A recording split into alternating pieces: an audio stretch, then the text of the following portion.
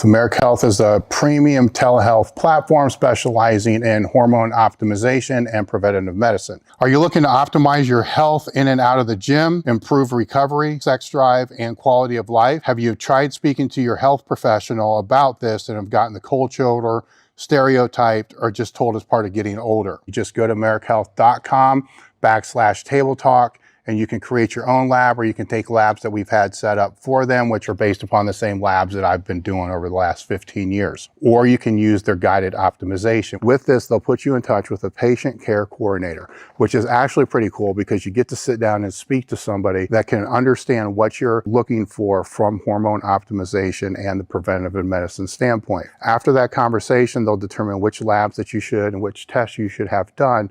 And then from there, get the labs done. They'll review those labs with you and put you in touch with one of their hormone optimization specialists that can determine which supplementation that you should use over the counter or prescription. marekhealth.com/table talk. The discount code is table talk. I want to let you guys know that we just had a limited edition drop on the website last week of new items that sweatshirt, flannel, t-shirts, shorts. Basically, the limited edition items are the items that directly support the Table Talk podcast. So if you go to elitefts.com/limited edition, or actually just the link in the description, you can find the limited edition items that we have now, which there's the one that I like the best is the shit suck good great, which is all emojis. The designs I always like the best, right? They're the ones that don't sell for shit, you know, but they're the ones that I want to wear that I like the best. And there's the cigar one as well. And they're all there on the screen for you guys to be able to see. So if you go to elitefts.com/limited edition, the other thing that directly helps support the podcast that I haven't talked that much about is the Table Talk crew. The Table Talk crew is extra edition episodes that go out once a month. The content of those episodes are AMA related, question related, that come from the Table Talk Discord group, which is also part of being in the crew. When you're in the crew, there's dozens of ebooks that are in there. There's every seminar that we've ever done is put on there. There's courses that are put on there. There's series that have put on there. The original YouTube channel that we had for many years before we migrated to the newer one, all that old content is on there. There's discussion groups for just general training, fitness, life, nutrition, basically everything that you can think of is on. So just go look at what that is, or better than that, just go to the description, click on join the crew. That helps directly support the podcast, which is how we're able to keep this thing rolling. Today's episode is brought to you by EliteFTS.com.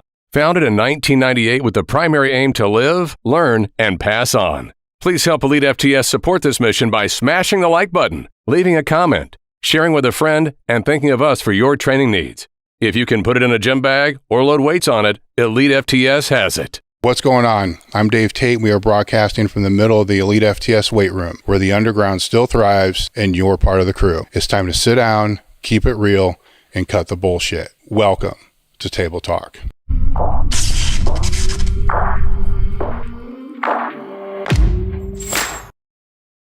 All right, guys, we're back with another edition of Table Talk. Today, my guest is CJ Murphy, short Murph. I just know him as Murph. Everybody knows him as Murph. I'm like fucking Kramer, dude. Just one name. Just one name. So like just straight up Murph.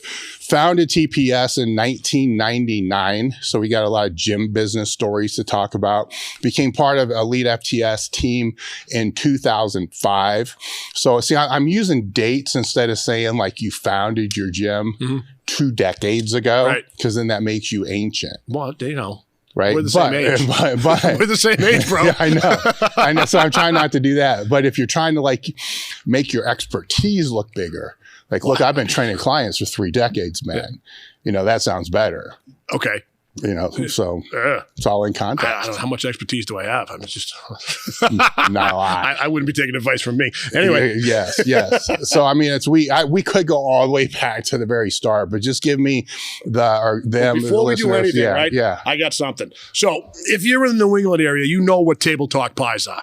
Okay, so I went on a quest because every store I go on, we grew up on table talk pies in New England, and they're these little pies like this. Mm-hmm. So, Jesus Christ, the monster's making me burp. Excuse me. I'm pretty sure Dave never heard of a table talk pie. But if you look at, this is the high-end one that they sell to charge you $1.50 more for the same pie. But it does say table talk pie on the bottom. I was going to bring you in the original table talk pies in the boxes that say table talk, but they were not available anywhere. And I think we're going to get a little picture of the original table talk. So you brought me the ghetto table talk. No, pie. that's the high-end one. This is the high-end one. So the ghetto one is the ghetto one is worse. They're fucking delicious, though, bro. I brought you table talk pies. I'm telling you, we were out, right? Me and Toots were out for 2 nights before I came here looking for them. When I went grocery shopping, my typical grocery shopping the week before, I saw them at 2 different grocery stores, stacked floor to ceiling. I went up to get them before I came. Right, because if I bought them the week before, I would have bought 10 of them to bring. Yeah. And I would have ate 8. Yeah, right? So I didn't buy them. Stacked them up like Oreos, right? Yeah. So now I have to know what the typical grocery shopping looks like. For me? Yeah. It's fucking boring, dude. It's boring. I go to the butcher shop. I get my meat, fillets, ground beef. I get my rice at the Chinese grocery store, big 10-pound bag of sticky rice. And I go once a week and get, like fresh berries, pineapples. So boring. there's 3 trips right now. Well, one trip, 2 trips to the butcher for a week. One on Sunday just to get incidentals. And one to the Chinese. What are incidentals? Like blueberries, pineapples, like fruit. The butcher. The butcher is for the meat. All right. Well, you said 2 trips to the butcher or the butcher. 2 trips to the butcher. Okay. Well, I get meat twice a week. Yes, I get it. Yeah. And then so one fresh. trip for the berries and shit. One like trip that. one trip for the incidentals. You know. Yeah. There might be some ice cream in there. You never know. More. Good chance there's some ice cream in there. Yeah. My gross in brother, boring. Fucking bottom. Go through a lot of that. All right. So since you just had your hip replaced, how did you manage these trips until you could start moving? Prepped. You did what? I prepped. I loaded up the week before. I got double. So you meal prepped your hip? Yeah. And I bought more. I bought extra meat. Yeah. I did. But what would you have done? I have to think back to what I did. You know, you would have done exactly what the fuck I would have done. No, fuck no, I don't do that because I don't go to the store. My wife goes to the store. No, but I mean for eating. Well, yeah. So you'd have to have a wife that cooks for you. I've gone to the store about twice this year. Yeah, well, I live alone, bro. You know what I mean? I got to do my own laundry too. Oh shit. But no, I prepped, and what I mean by that is. So what would I have done for other surgeries? The other surgeries, I would have just, during the recovery time at home, I would have just eaten pizza and steak and cheese and fucking ho-hos and Lucky Charms and put on 30 pounds of fat and then talk to you on the phone and said, dude, I'm fucking fat. Yeah. Right? You've heard that conversation before. This one, I said, I'm doing everything different with this. It was like opposite George. Instead of tuna on toast, I'm getting chicken salad on rye. Why? Because I didn't want to fuck it up. I didn't want to get fat. I'd have to take it off because it's harder to get it off now at our age. I wanted to do everything right with the hip rehab, do all the exercises they told me to do, not be an idiot, put briefs on at 8 weeks because it doesn't hurt, and do something dumb. So, all right, so it was a total replacement for those that don't know. Yeah, totally. It's been a recurring theme with my guests. Now that I'm thinking about it, you know what the worst thing is? It's nothing to do with lifting. That's what it all nothing to do with training. You know what? That's what they all fucking say. But yeah, they're on a podcast about training. No, well, when I had the knee repaired, reconstructed in the 90s, the 2000, whatever it was, when I tore the kneecap off, the surgeon said, you are going to have a lot of hip problems as a result of one of the procedures we do. And the ortho for this said the same thing. He goes, you had the lateral release. I'm like, yeah. He goes, this is why you're having this problem. And he goes, maybe it is from training. I don't know. Yeah. Fuck it. I'm going to blame something else. I was told mine was from an accumulation of 3 things: weighing over 240 pounds since I was in high school. Okay. Genetics. Check. Because parents on both sides have replacements of everything. And then the training. And then So I mean, what else can it really be? Right. So there was no acute injury with that. Right. But what I wonder is, because you had knee shit beforehand, why was it? Because of the extent of this one, because it was a total replacement, that you took it a little more serious, such as, I want to make sure I do everything right on this one, because now we're not talking just like a scope thing. Right. So yeah, I think it was that. And like, if I fuck this up, they're going to have to go through and like, the hip replacement, they put a giant rod in your femur. Yeah. And they carve your hip, your acetabulum up. Yeah. And with the sawzall, and they hammer it in with the fucking sledgehammer. It's nothing that, if you look at them do it, you're like, there's no way that's well, what there's videos on YouTube for this. Yeah. I know. But so speaking of videos, make sure we talk about the vasectomy video. You're going to love that. I knew that if I fucked up this surgery, that from talking to you, from talking to Ed, the recovery from this was pretty easy compared to other stuff. And I've also been told that if you fuck this up, and the surgeon said it, the recovery from a second hip replacement is nothing like the first. So I wanted to make sure that I didn't do anything. You made a note of that, right? That's a great story. Yeah. I didn't want to fuck it up. Yeah. Plus it's 54 stuff doesn't fucking heal like it did when we were younger. It just doesn't. It takes forever, right? Yeah. And I mean, you said the same as me. There's no pain from this. When they did yours, because they give you the little speech, right? It's like a mortality speech. That I call it the mortality speech. It's like, okay, we're going to do this. You should be able to get 15, maybe 20 years out of it. And then after that, we'll have to do another one. And then there's probably no chance for a third. So you don't want to be 70 and looking at a third, because there's really nothing that they can do. So then you're just on a cane or in a wheelchair. So basically what they're telling me is, you're 45 or whatever I was at the time.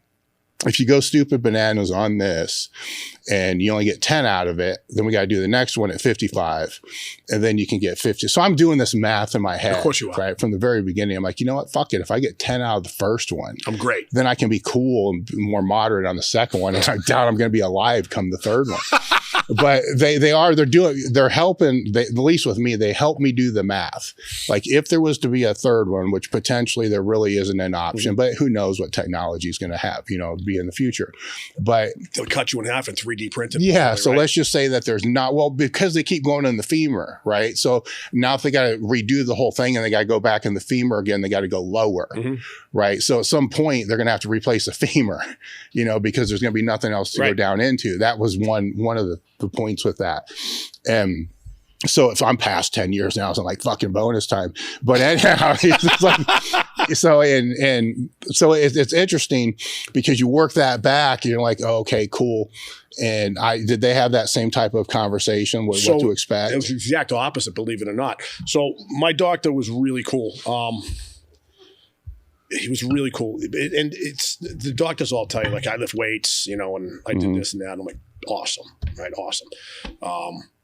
He played football, I think he said. But I don't know what he played. He played something, but he was telling me he used to lift weights. I'm like, all right, cool. So, like, what's the life expectancy of this? And he goes, it's done. You don't need another one. There's no endpoint on this. I'm like, I thought they were like 10 or 20 years. He goes, no, that's the old ones. The new ones, like that I'm doing to you, it should be good for the rest of your life. He said, unless you do something stupid. I'm like, well, what's something stupid? He goes, I don't know. You have to do something really stupid in the rehab process and fuck it up or something like that. But once it's healed, you're clear to do things as long as it doesn't hurt, and make sure you give it a good solid year and then slowly reintroduce things back in and make sure the movement's there. He pointed out a couple of movements, like a shin box get up or something like that could possibly pop it out. Yeah. But other than that, he's like, you're clear to do anything you want. I'm like, all right, so is there a weight limit on it? And he's like, what? I'm like, is there a weight limit? He goes, well, I mean, what do you plan on getting up to in weight? Like, what do you weigh now? I'm like 240 now. I'd probably get down to like 220. I'm not really trying to gain any weight at this point in my life. I feel better, a little bit lighter.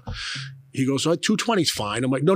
Is there a weight limit on what I can do with it? He's like, well, what do you mean? I goes, well, like, for example, when I had my knee reconstructed, I was out on comp and I asked him what I could do in rehab that was safe and not going to get me, accused of workman's comp fraud. And they said, well, as long as you work up to it, we think that at this stage, if you do 50% of what you were squatting before, then that's fine. I'm like, all right. So they got me on film, 25 years ago with 365 on the bar, doing squats. And he goes, wait a minute, 365. How much did you squat? I'm like, so is there a weight limit? Can I start squatting heavy again and get up to 600, 700 pounds, maybe 800 pounds if that's, that ability's there? And he's like, yeah, I don't see any reason why you can't do that. As long as it doesn't hurt and you don't do anything, if you do something that's pain, stop. He's like, are you going to do that? I'm like, I don't think so, dude. I don't really think I have the drive or the desire for that, but I'd like to know that whatever I want to do, I'd probably deadlift heavy, I don't see me squatting heavy, but it's there. He goes, no, and he said, there's no restrictions on weight. There's no time limit on it. It should last me the rest of my life.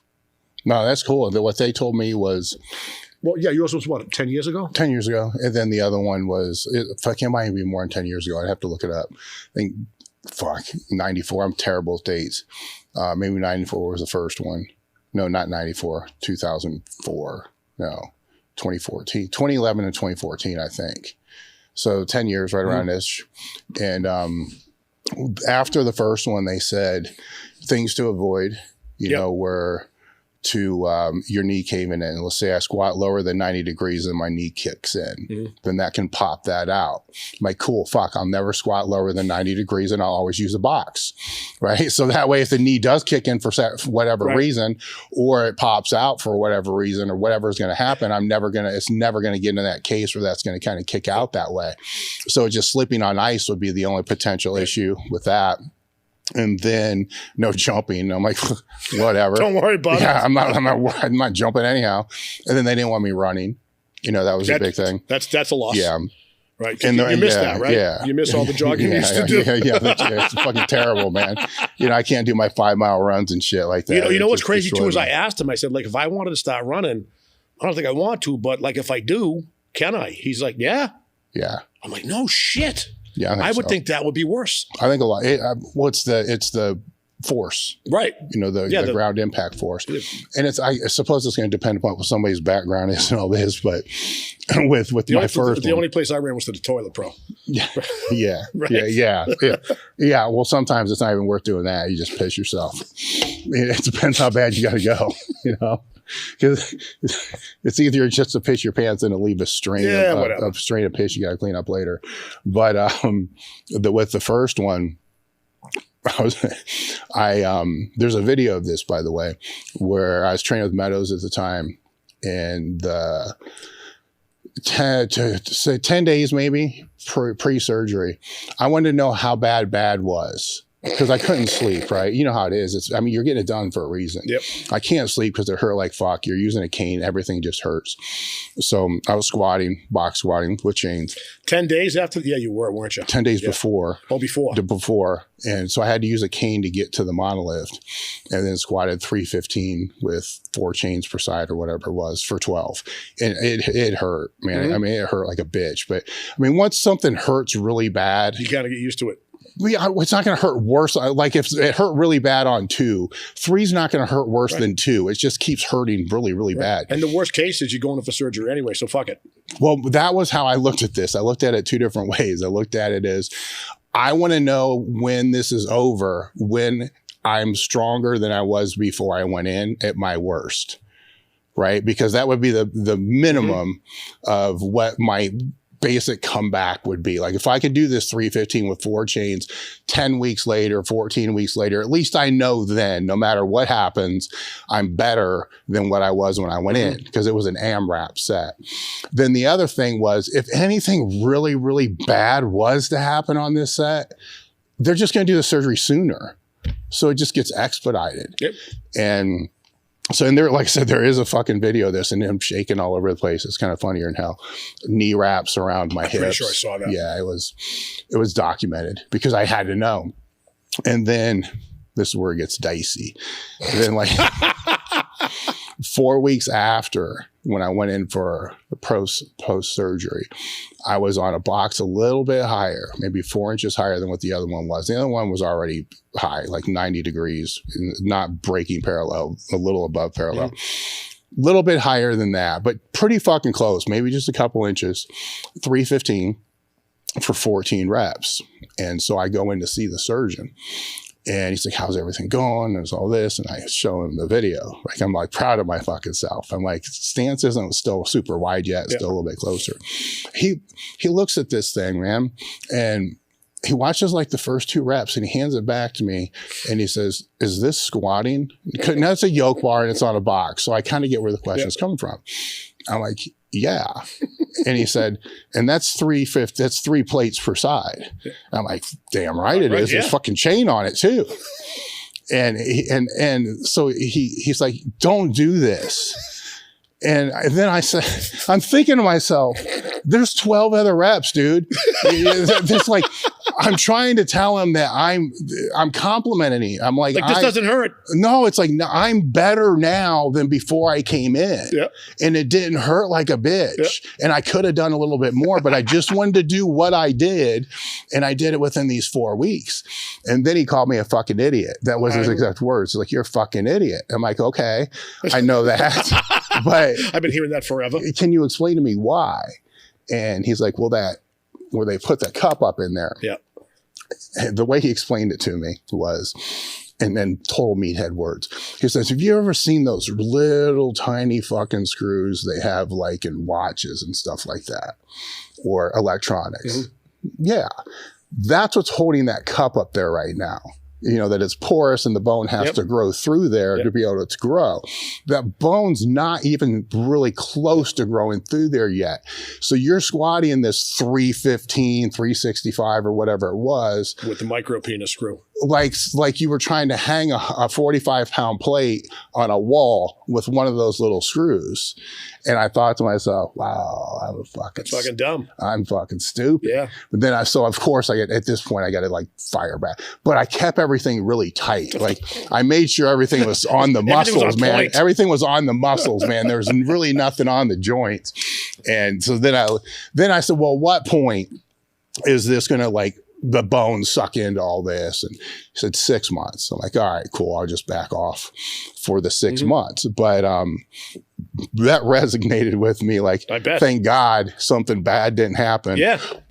My second one, it didn't go the same route as that one did, but for other reasons. But the only precautions that they left me with afterwards were that, you know, don't pop it out, because if you do pop it out, your reoccurrence of popping it out, it's gonna go up a little bit. You don't want to deal with that.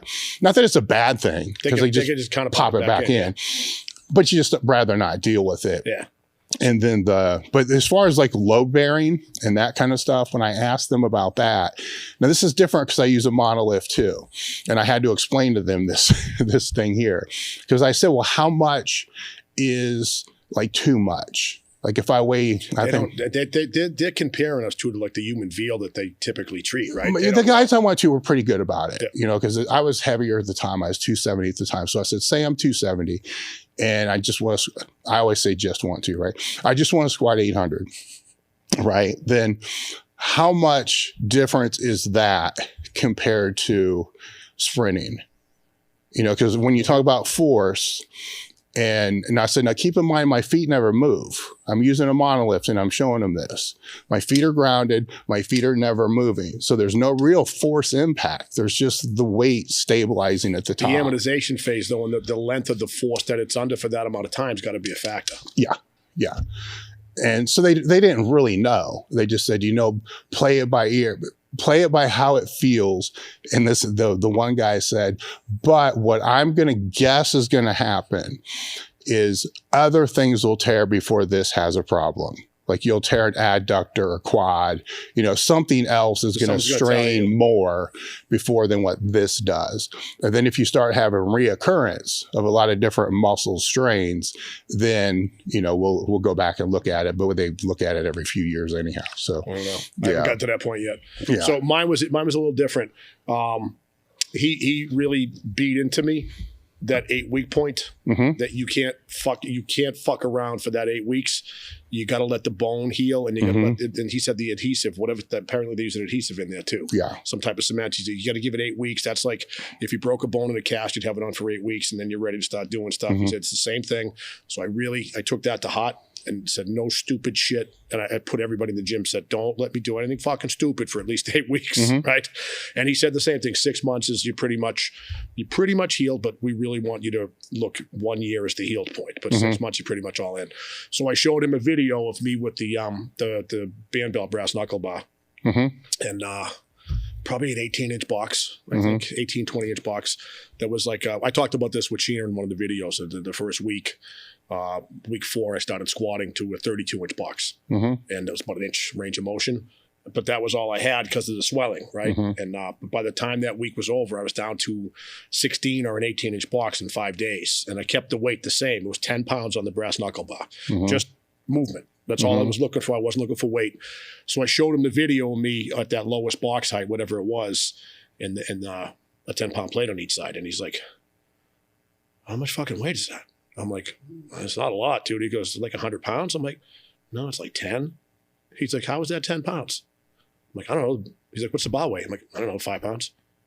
Right, we don't even count the bar's weight, right? We don't even count it. And what are those plates? I'm like, they're 5-pound plates. He goes, oh, that looks a lot more impressive. I'm like, but forget that. Is it okay what I'm doing? He's like, oh, yeah. I'm like, what kind of weight can I go up to? He goes, whatever doesn't hurt. Don't worry about it. What are you thinking? I'm like, I don't know, like 20, 30 for the first couple of weeks. And, maybe no more than 90 pounds up until week 8. And he goes, oh, yeah, it's perfectly fine. Don't go any lower than you're going as long as it doesn't hurt. If you can get down to parallel, you're okay. And he was a little bit different about it because I think he knew that I was not being an idiot. Yeah, they don't because I had 2 different surgeons, and then a lot of people I've consulted with since then. Some of the consultants have difference of opinions, but the majority are squat as heavy as you want to be able to squat at 90 degrees or slightly hip to knee. Right. So we're not talking powerlifting depth. That's probably 3 inches high, right? Because they're creasing the hip, right? With heavier stuff. If you're going to go lower, say close stance, low squats, then keep the weight down, and to me, like, well, what does that mean? Like, what is that? Right. It's all relative. Yeah, they can't put a number on it because they can't comprehend, right? Like 25% of what I could do on the others. Yeah. Right. Basically, they were saying with that one there, that's a closer stance, full range, just work to get the greatest range you possibly can. So if it takes 95 pounds to get down there, then do that. It says more than likely it's probably going to take you well over a year just to get down to where you can sit your butt on the floor. Yeah. They said, so anything more like loaded stretching. Yeah. Now consultants I've had, and like, no, everything you should be super loaded that low. And I'm like, nah, man, I'm listening to these other fucking people, on all that. So it's a balance with it that it gives you different training goals. Oh, yeah. Because now you got something to come back from. Yeah. And what'd they say about your other one? Was that shot too? No, the other one's good.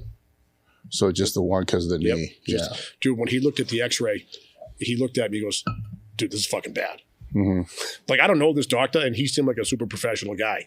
Like my old primary care would, he'd tell me he's going to go get his Red Sox ring so he could do my fucking prostate exam. It's just regular dude. This guy here seemed like a regular professional doctor.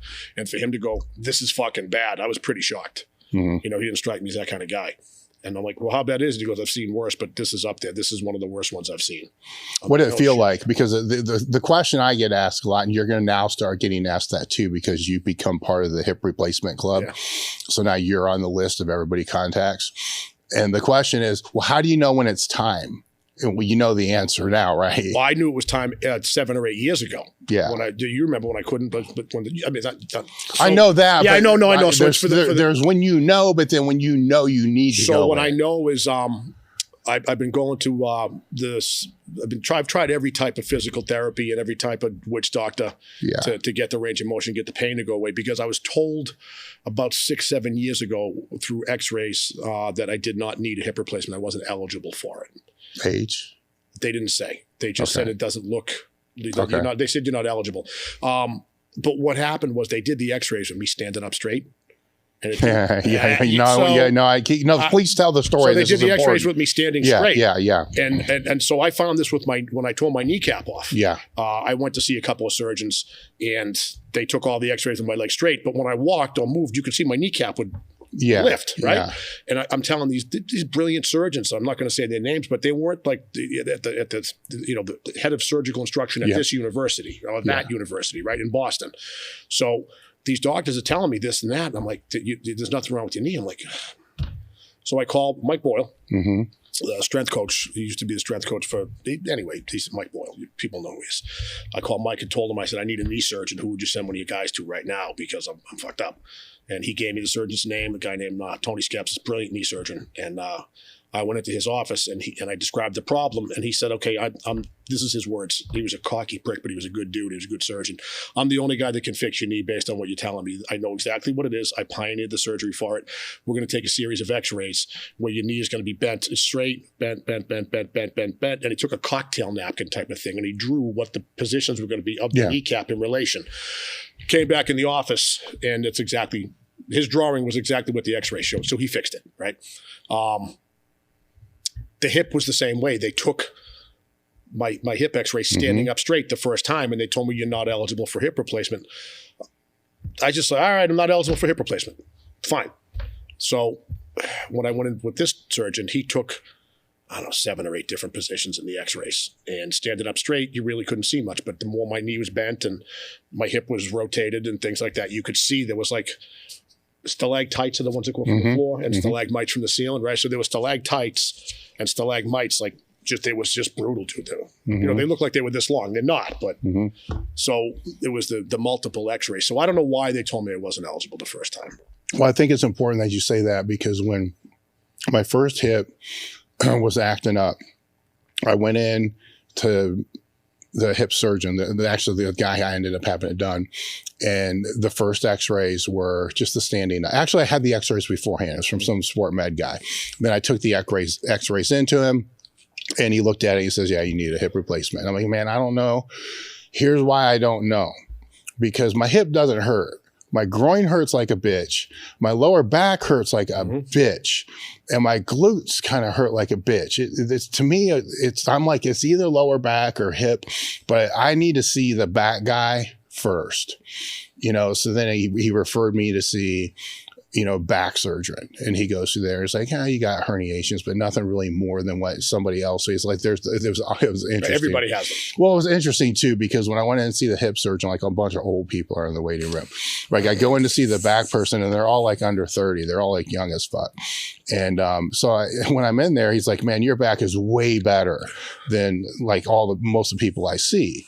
And I'm like, you mean like the people in the waiting room now? So he kind of peeks out there and says, yeah, your back's way better than all those. Like, what the fuck? How's that possible? Like, who the fuck are these people? Right? And he just said, exercise enthusiasts. He didn't want to say CrossFit, right? Yeah. But basically that's what when it was in a tight and they were just abusing. Right. There was a certain peak of where everything was bad. Yeah, it was all bad. It was just abusing the shit out of it. And I'm like, okay, fuck, I need to go back to the hip guy. So then I go through MAT, I go through different therapies and all that. Cause I'm like, fuck it. I don't know. I don't know what it is. Cause it didn't look bad in the standing thing. Then I went to another person and looked at the standing one and said, no, it's fine. It's not that. It has to be something else. I go back to the original guy and he says, before you come in, go downstairs and get different imaging done. And now I'm laying on the table. Laying on my back, laying on my side, pulling my leg up, like 7 different images. And so I come back in the office and he's like, look at this. And it was fucking impacted. My hip was impacted and was fracturing the hip girth. Yeah. And he's like, you see now? And it was like all the stuff that you were talking about in there too, like bone spurs and all this other stuff. And I'm like, yeah, I kind of get it now. Yeah. I'm like, but why? Did yours get to the point where like there was a lump and it was wearing a new groove? It was almost all the way. It was almost it was almost through the hip girth. Yeah, because it was almost impacted all the way through. And he's like, this can get like way worse than what it is now. And so then when I had to get the second one done, for different reasons, I went to a different guy and he did the whole thing standing. And I'm like, why do you guys do this? Mine was standing. Like, why do you do this? Was he the posterior guy? Yeah. Yeah, because mine was posterior. He didn't stand. Yeah, and he said, well, I can tell, right? I guess if you're a professional, this is what you do all the time. You probably can.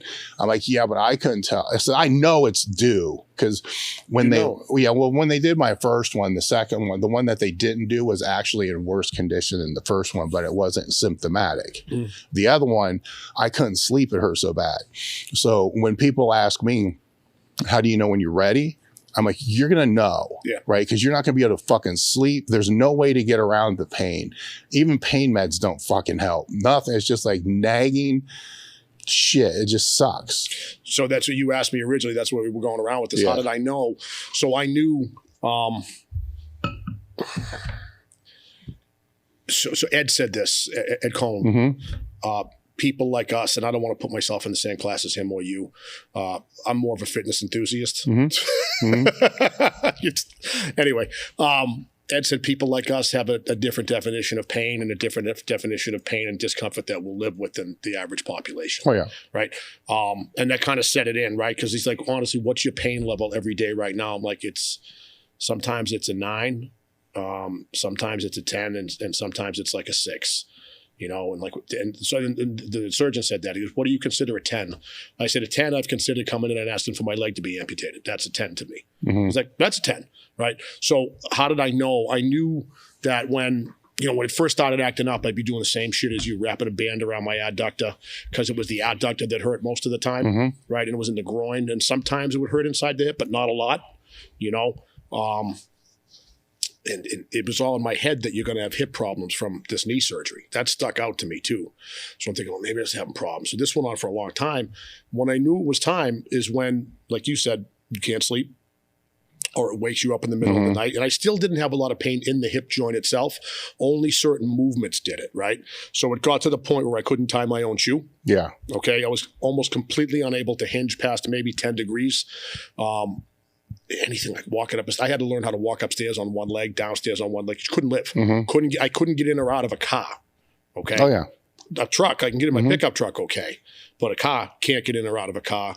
I think when you lose the ability to tie your own shoe, that's something that everybody takes for granted.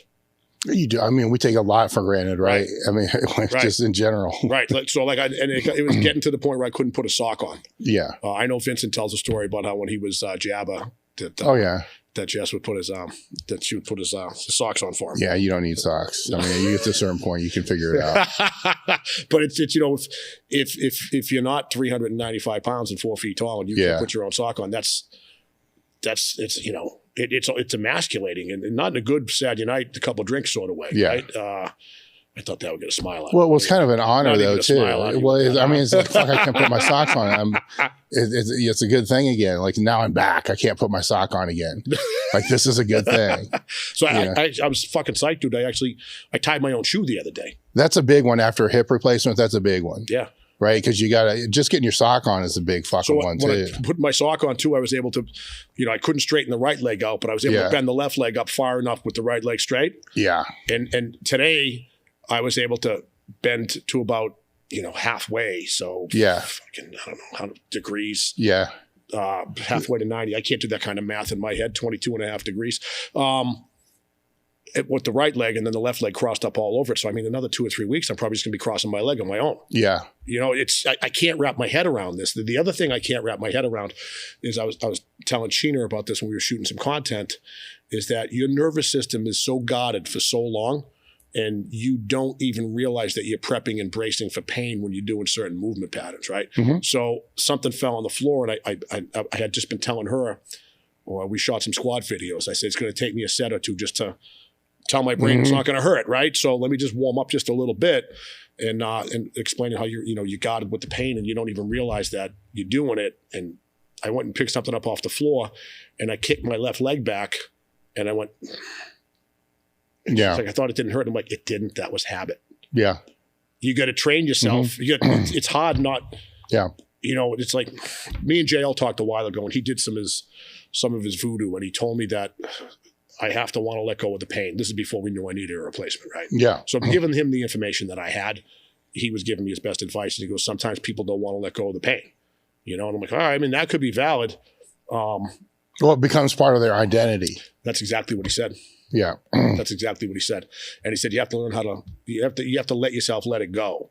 That's possible if it doesn't fucking hurt. Right. Right. There's two things going on. That's what I'm saying. Given the information that he had, right? So the information he had was that I was not eligible for hip replacement. And, you know what I mean? So it's, he was giving me good answers based on the information. Yeah. But it's so true that pain becomes your identity. It does. And you don't want it to be. you embrace it, right? It's weird you bring up the conversation with Ed, because I remember when I was talking to him and he was like, well, where is this on this pain scale? I'm like, well, what do you mean? You know, because like every day hurts. Yeah, my pain scale was like the size of Adrian Barbeau's tits. Yeah. There we go. Anyway. So fucking Adrian Barbeau. Adrian Barbeau, Brain's girlfriend. Anyway, you were talking to Ed. Unfucking believable. So no, wait, I got to pivot off of this real quick. So I got to put Ed here. Okay, right. So we're doing this. Unfucking related.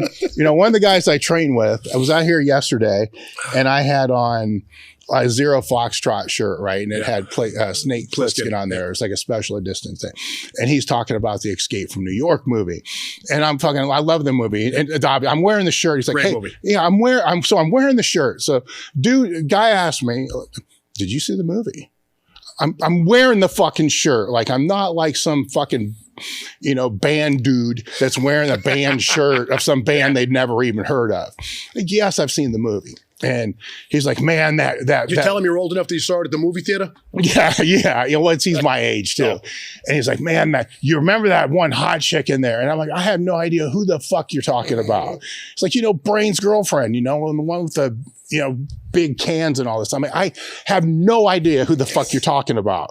And now he's like looping other people in the conversation. Like, hey, do you remember Brain's girlfriend from it? Then half no, half to. I'm like, I don't fucking know. I just remember the end of the movie was fucking badass because he finally gets everything back out and he's like, fuck you, and just walks away peeling the fucking cassette tape. Bad fucking ass thing, right? And so then you come in the next goddamn day, unbeknownst any of this shit even happens, right? And then you mention her name earlier. And I'm like, who the fuck is that? And then you say it's Brain's girlfriend. I'm like, the fuck is going on in this gym?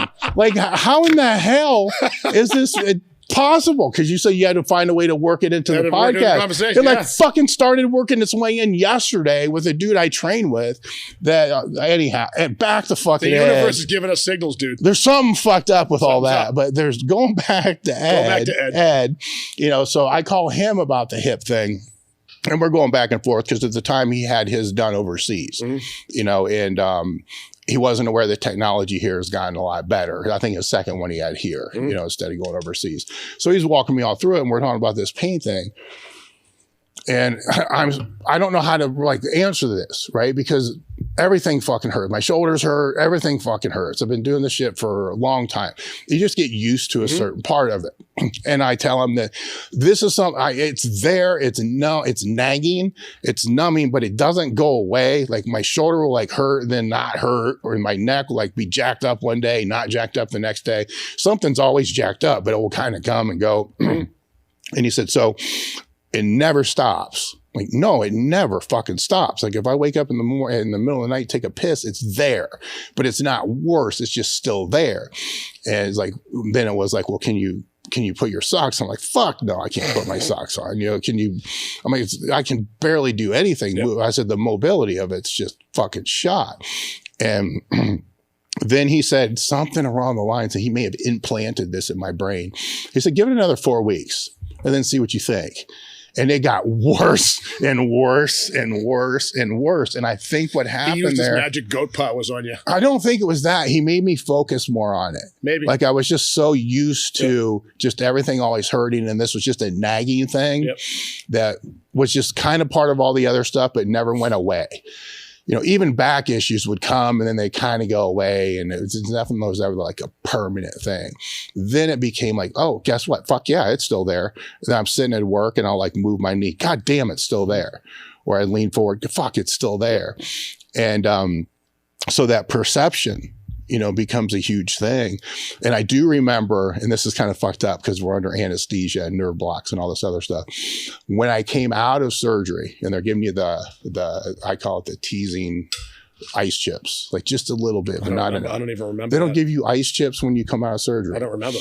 Yeah, they give you a little bit of ice chips, man. You're fucking thirsty as hell, but you just get a little bit because they don't want you to throw up, but you want like a lot. I have a great story on that too. So as soon as I started to come through, I arched my back because that's what would hurt. If I arched my back would hurt like a bitch. I arched my back and I'm like, okay. don't hurt. And I like flex my glute.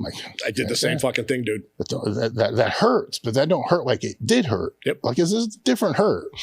And I'm like moving other shit. I'm like, I think it's fixed. Yeah. You know, and that was, you know, odd, right? Because we're drugged out of our minds, but you can still tell. You can tell. Right? Yeah. Well, that's what you said to me. We probably got to pivot off the hip replacement soon. It's been fucking 2 hours. But it's, I remember you said to me, I said, how bad does it hurt afterwards? And you said it hurts, but it's not as bad and the pain that you had before, and it's not the same kind of pain. And you know that there's a life cycle to this pain because it's going to go away in a couple of days. That was like, that's a good analogy. It's a good way to put it. Did you walk that day? They make you. You have to climb up a set of stairs. You know what's fucked up too is you know, they tell you got to use cane or crutches for 8 weeks. I stopped using the fucking crutches like day 1. So your gait is as good as it is right now, just from your own walking? Well, so my PTs made me do gait exercises. Okay. 1 step forward, 1 step back, lateral steps, all kinds of. But yeah, I had the cane and I used it, but I dropped the crutches right away. Then I went and got a cane a couple of days. They didn't give you a walker? Nope. They had me on crutches. And like I got up the first night. I remember the first night, and because he told me once it's in, it's in. You don't have any restrictions. You can do whatever you want. But I want you on the crutches for 8 weeks. But you don't have any restrictions. So I think he was saying, like, as long as it doesn't hurt, you're fine. But he's covering himself. But I was just like, I just forgot to get the crutches. And I fucking walked up to the bathroom and walked back. I'm like, shit, I'm supposed to be on crutches. So I had to remember to use them. So after like 2 days, I was like, fuck this. You know, I've got a cane. And then using the cane, you don't put any weight on it. So I'm like, fuck it. Why am I carrying the cane? So I had it with me, but I didn't really use it. Most of the time, I just didn't do anything. Did you focus? I mean, outside of the gait exercises, did you focus on the gait? Yeah, I was paying attention to it. All right. Yeah, because that's what for refined wellness, I got to give them a plug. Dr. Justin, Dr. Nikki Coan. Yeah. They used to rent space for me. For anybody that knows the gym, they were out, and then they moved into their own space. They're just fucking brilliant physical therapists. They're amazing, dude. I've been to a lot of good PTs and a few bad ones. And they're mind-blowingly good.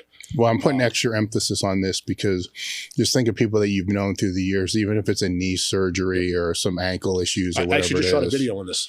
Yeah, they don't take the time to get their gait back. So they end up, I don't want to say they end up limping the rest of their life, but they end up with a little bit of fucked up motor pattern. Just because they didn't, and you need to after this kind of shit, you need to really pay attention to it. Yeah, 100%. Yeah. So there's on your site, there'll be a video on that coming up. We talked about it because Sheena wanted me to talk about hip rehab. But day 1, when I went into physical therapy, post-surgery, because I was going to them for a year before trying to get the pain to go away. And they did as much as they could. And another thing, when I said, how did you know? That they both said to me, because they both worked on me. They said, you need to go get x-rays because we can't do anything else with you. There's nothing we can do. You need a hip replacement. You know. And what kind of place was this? My physical therapists. And they do, what's their scope? Are they like ART? Are they more than just that? They do a little bit of everything. Okay. But their thing is, this is actually a good topic. So there's a whole new trend in physical therapy, apparently. And I'm just telling you what I've heard from them. But I like this where you're going. You go to a typical physical therapy clinic, it doesn't matter how good your therapist is. You're only with them for 10 minutes out of the hour. And they're doing a bunch of shit that they have to do to bill, right? So they're doing ice and ultrasound, whatever. They're doing a bunch of nonsense, right? This new breed of therapy, it tends to be a little bit younger kids, and they tend to be people that are more in the fitness enthusiast, the CrossFit side, from what I know. Okay. And these two that I see, they have a business network all over the country of people like them that worked in traditional PT settings and said, what the fuck are we doing here? This isn't what we want to do. We want to help people, and we can't help people here. Because if you go to a doctor, like the doctor shouldn't be restricted by what the insurance company is going to bill. The doctor should be able to treat you. That's fair, right? And at the same time, the doctor is also not a physical therapist. They're a fucking surgeon. Right. No, but I mean, any treatment place you go to, whatever treatment it is, right? Like if you go to the dentist and your tooth needs to be pulled, he's going to fucking pull it, right? But if you go to a physical therapist and they say you need X, Y, and Z, but they can't do it because they won't pay for it, right? And especially if they work in a clinic where you have to, it's a numbers game. It's like turning the tables in a restaurant. They're going to get so many patients in for, and this is all other therapists that were traditional tell me this. They keep increasing the workload so they can spend less time with the patients. So these people left traditional physical therapy, open up their own. They don't take health insurance. Private pay. Private pay. And but you get one therapist for 1 hour, right? And they have you do a lot of different stuff. And so their success rate is really high because the person that's going to pay that fee is going to do the home exercises too. Oh, of course. Right? Yeah, so they do dry needle. Okay. If ART is appropriate, they'll do it. Yep. If Graston's appropriate, they'll do it. Yep. But they don't do, like I have a Graston guy, I have an ART guy, Yep. but they feel that may not be the appropriate treatment for what you have today. So they're trained and certified in all those things. Mm-hmm. And if you don't need dry needling, they don't do that. But they do a lot of physical manipulations, moving your joints Mm-hmm, around. They do a lot of hands-on treatment with different types of massage and movement. And they pretty creative coming up with variations on different exercises for you to do based on your specific need. See, I think that's what I've noticed over a period of time is I would seek out all these different modalities for people. Same. You know, say it may be ART, it may be MAT, it may be chiropractic, it may be where do you want me to stop? I can keep going. Same I thing. can keep going forever. You got a guy. And so you have this person that practices in this one discipline, and maybe two, but usually it was never really more than one. They never want to release you to anybody. They know the answer to everything. Mm-hmm. So then you're stuck in this modality forever. And I would sometimes get stuck for 2-3 years and then be like, well, fuck, I don't think this, it's a habit now because you're just used to going every Tuesday at this going time. Back for the same treatment and it's not, yes. it doesn't work after 6 months. It's probably not the right treatment. Yes. Where now there's physical therapists out there, practitioners out there that are, licensed, certified, whatever you want to call it, in a vast array of modalities, which is, to me personally, way fucking better. Like we talked about yesterday, not practicing your craft and improving on your craft. Yeah. Right. And if something doesn't work, they got other tools in the toolbox, right? And yes, it's going to be private pay, but I would rather do that and have success. You need less treatments too. Yeah. And they'll listen to you, yeah. right? So it's just not this in and out, because a lot of a therapist's job in helping somebody is actually listening to what the actual problem is. Right, so they can fix it. A lot of times it's not what you're going to say it is. It could be something else. Yeah, yeah. So that's apparently the new trend with physical therapy, it shouldn't be a new trend. It should be the standard, which is terrible. I have a lot of people that went to them because they were in the gym and they said, well, if he's renting space to them, they must be good. But I rented space to them after I had them work on me. And they said, hey, can we take some space from you? I'm like, I don't really have any. Yeah. And a couple months later, they're like, what about? And I'm like, you know what? I'm going to make space. Yeah. So I closed down a section of the gym and rented it to them with the expectation that it was short term. They were there about a year. They were going to be there 6 months, and they said, like, we're thinking about getting out. I'm like, why don't you wait till you're exploding and you can't handle any more business in this space? Just why in a rush? Do you know what I mean? Like, yeah. So they blew up because the facility they were in before was not really a great location for them in terms of they were in a CrossFit box. Open. Yeah. So I gave them a room in my place, so they had their own room. Yeah.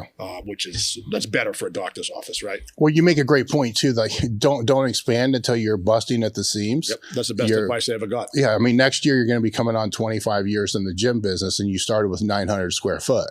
So what mistakes did you make when you didn't do that? I hate them all. I know. That's like the deep conversation here.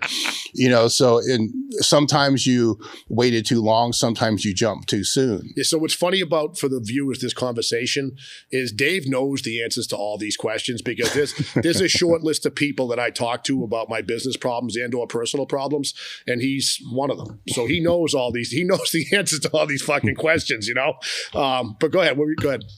So when was I think you had to make the first jump, so we'll skip that one. Yeah. So after that one, well, going up to the first jump real quick, Richie, you remember Richie? Richie owned the building. He's father, brother, best friend, mentor. I rented space from him, and he kept telling me, you stay in here until you can't stay here anymore. You stay until you burst. And then that was my biggest mistake, okay?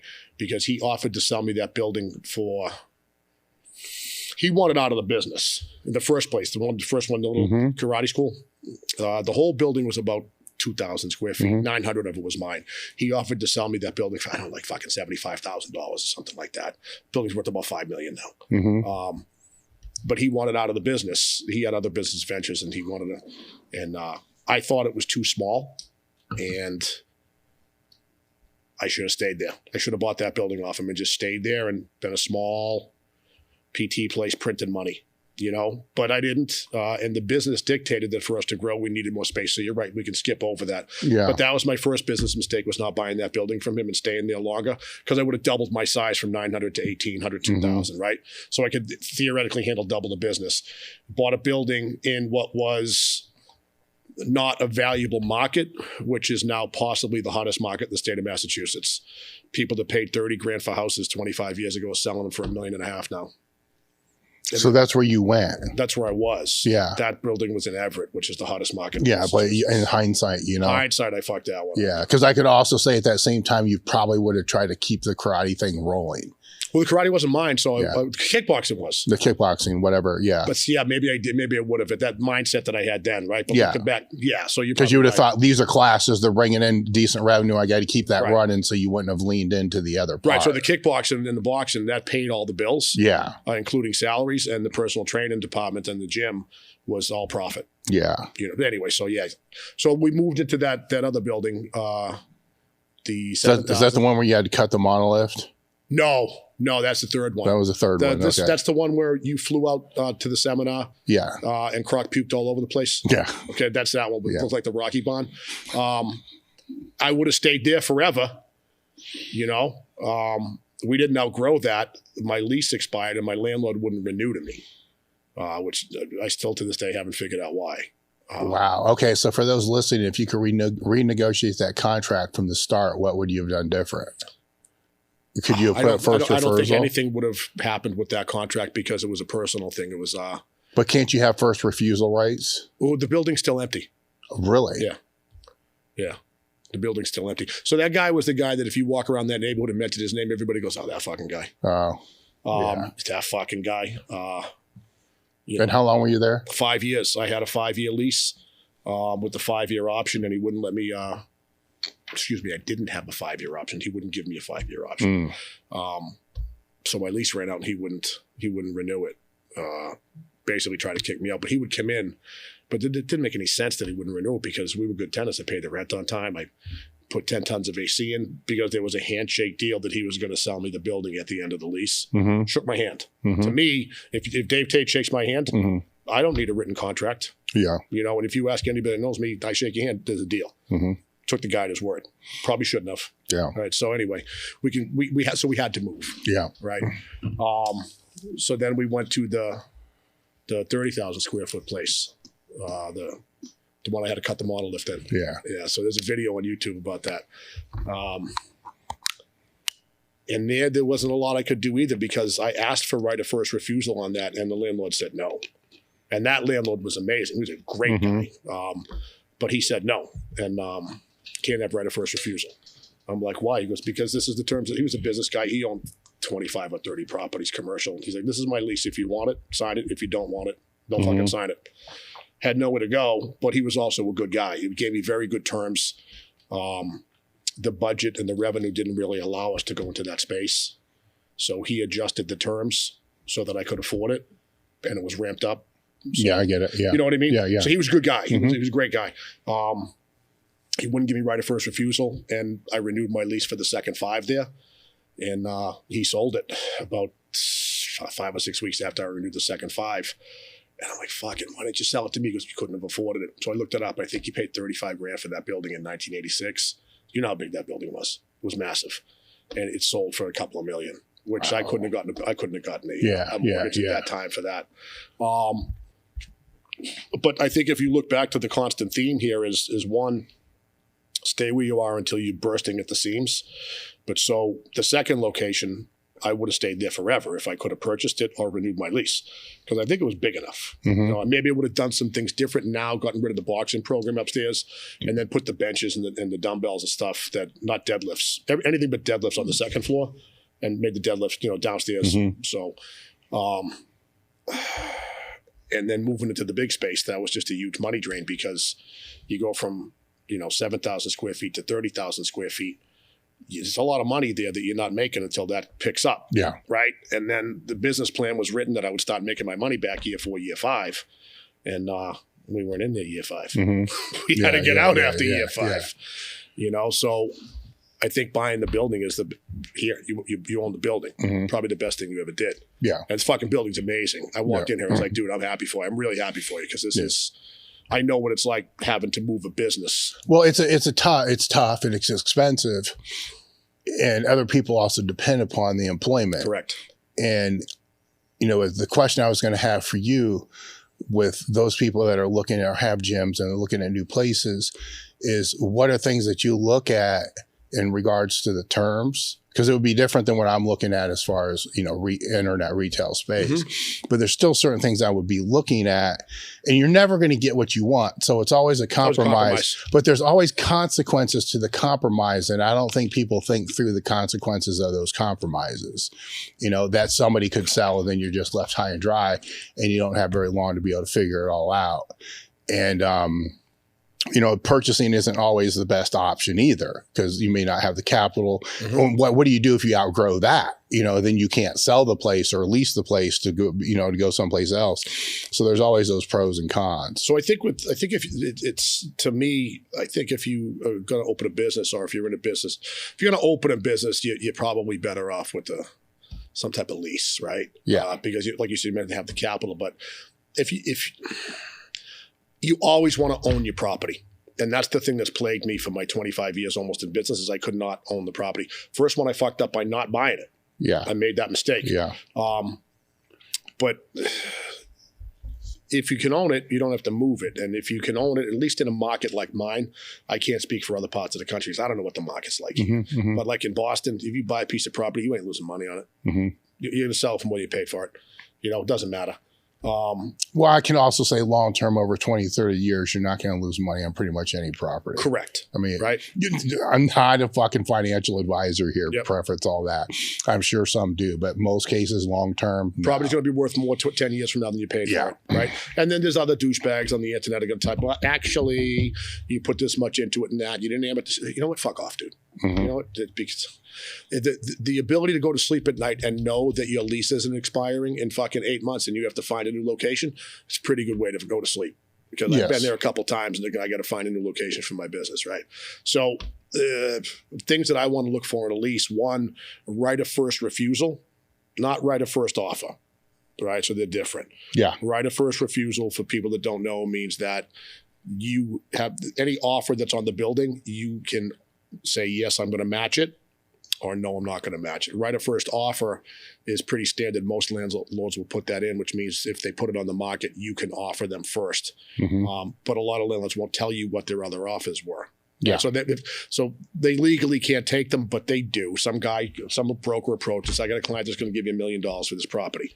Well, I can't listen when he offers. My tenant has right of first offer. Okay. You offer $900,000, they say, fuck off. Mm-hmm.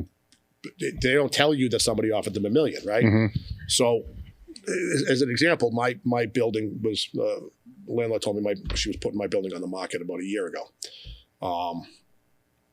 and I made her a $2 million offer after discussing it with my attorney and a couple of brokers, and they said that's a fair offer, but she probably got a higher offer, so they told me to fuck off. Mm-hmm. Nicely. Mm-hmm. And we asked, well, can you tell me what the offer is in the building so I could possibly, because you don't want to offer $3 million if the offer is 2.2. Yeah. Right? Mm-hmm. They wouldn't tell me what the offer was. The building ended up not selling, so it's not on the market now, but it's right of first offer is not really what you want. You want right of first refusal. Mm-hmm. Right? So you don't want to negotiate against yourself. Yeah. Right? Yeah. Other things I want to look for is rent escalations. There's different ways to tie your rent escalations, but they need to be spelled out. Right? Some people tie them into the CPI. Some people put a flat percentage, whatever. But you want to get a lawyer that knows how to negotiate a commercial lease, and hopefully in your industry, help you negotiate it. Right? Yeah. But rent escalations is big. Other things that I found is a clear delineation of what's on who. Right? So there's different expenses in commercial leases. The most common is triple net. You know all these things. The triple net is going to be heat, electric. Probably building insurance, depending on if the liability insurance in the building. Maybe snow removal. Could be all kinds of stuff, but there's triples. You want to find out what the triples are and who's responsible for them. And if I miss anything, let me know. And then what's on who is what I like to call it, right? So a pipe in the wall cracks. Who fixes that, the landlord or you? And that's important that that's spelled out, right? So most commercial leases is going to be anything under the roof inside the walls is on the tenant. Anything inside the walls to the outside is on the landlord, right? And you want to make sure that in that lease, if it's something that's on the landlord, you want to have more than the landlord will fix it in a timely manner, because the timely manner is open to discussion, right? So let's say there's a 2-foot deep hole in your parking lot, which I had, and it's not on me to fix, and you bring it to the landlord, and it takes fucking 3.5 months, you know? Yeah. Well, now I got a 2.5 foot hole in the parking lot, and people are complaining that their cars are getting ruined, and that's not, you know, you want to say that it will be remedied within so many business days of written notice, right? So you want to get as much spelled out, because when you're dealing with lawyers on your side typically will want to get everything honed in, and lawyers on the other side will want to leave it open for interpretation. Yeah. But sometimes lawyers on your side want to leave it as open to interpretation as well, because that may benefit you. Yeah. So I think you want to get anything that could be a detriment to you spelled out as neatly as possible. I think the most important thing is you need to get a lawyer. Yeah. Where most don't, though. Yeah. You know, it's like, oh my God, this is great. And then they get the contract, and then this is the greatest day ever. Then they sign it. And then they're fucked. Right. And the justification be, well, we couldn't afford the lawyer. Well, you can't not to. Yeah, exactly. Later down the line, something will happen that you're going to think is on the landlord, but then it's on you, and you didn't specify. You know, only other things I would probably put in there would be. Well, you can't afford to not have an accountant either. Well, yeah, that's yeah. Well, dude, I hear from people I can't afford the accountant. Let me tell you something. The accountant's going to save you money. Yeah. Whatever he charges you, he saved you more than that. Anyway, Go ahead. No, but that's a very valid fucking point. It is. Even if you have QuickBooks and all this other shit that you have, are you putting your inputs in right? Who set it up? You know, but all not even these just factors. that. What about the tax laws and the tax whatever. You know, there was a fucking $100,000 income tax credit that I didn't know about.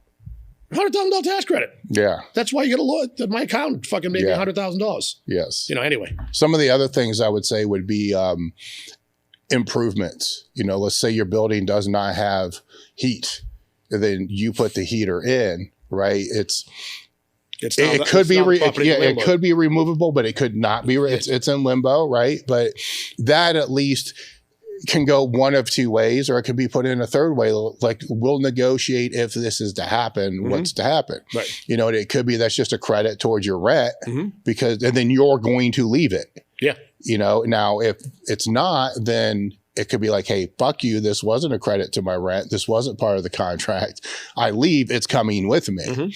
You know, and just little things like that add up a lot, you know, because it's a few hundred here, a few hundred here. It could be just drywalling or improvements that you're doing inside of the place. Yes, it's on you if you're remodeling and all that other stuff, but maybe you can get rent credit because you're improving the location. Right. Yeah. You know, now there's so many things you don't think about. Yeah. You know, even like with gyms, like I keep Sloan valves in stock in the office for the urinals and the toilets, you know, because they fucking break so much. But if you own a gym, you'll see somebody's going to break that fucking Sloan valve on you once a month, once every 2 months. They're flushing the toilet with their feet or whatever, right? You know.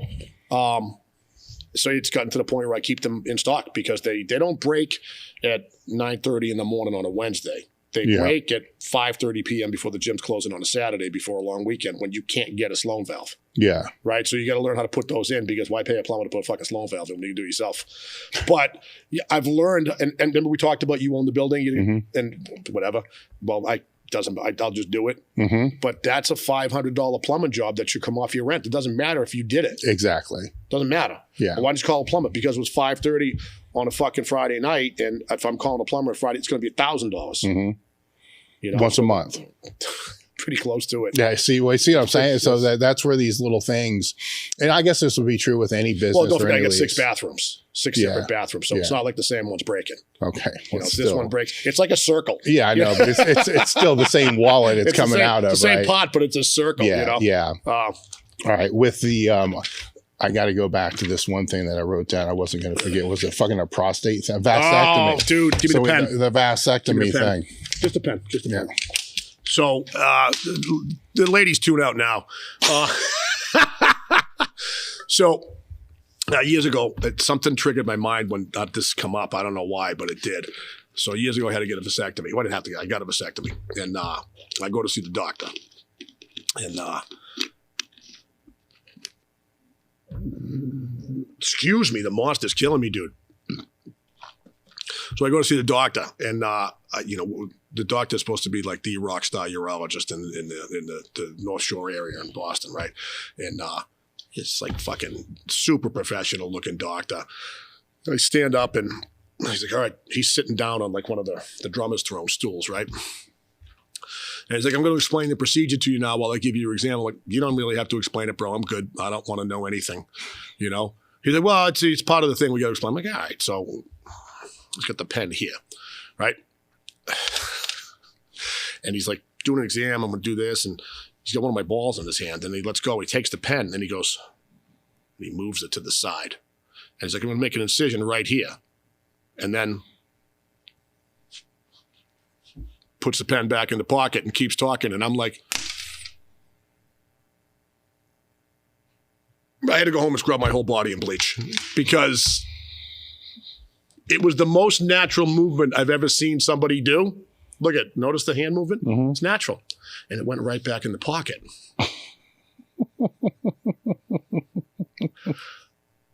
How many balls were on that pen before mine? I'm not making that up, dude. That was fucking horrifying. I felt unclean. Like, remember when Peter Griffin put the lipstick on his face in Family Guy and he rocked back and forth in the mirror? That's what I felt like. Anyway, all right, next topic. Okay. All right, so we'll go different direction now. Which way we go? We're going to go. You've had a lot of different seminars and people and presenters and experts in the field come to your facility to be able to give presentations, conferences, and so forth. From Fred Hatfield to Boris Shieko to God knows who else. You know, from strongman to strength and conditioning to powerlifting. You know, bodybuilding, the whole shebang. What's one of them that, when I say all those names, what's the name that comes to mind first? It's got to be Fred. Yeah. Because Fred was like a mentor to me, and Fred was like a teenage. You know, like most kids watch sports and they like Tom Brady or whatever. And, yeah. And to me, I watched World of Sports with the Strongman, and you know, when I started to look, Fred was a formative. What were some of the things that not only you learned from him, but the participants in the clinics learned from him that you thought resonated with everybody?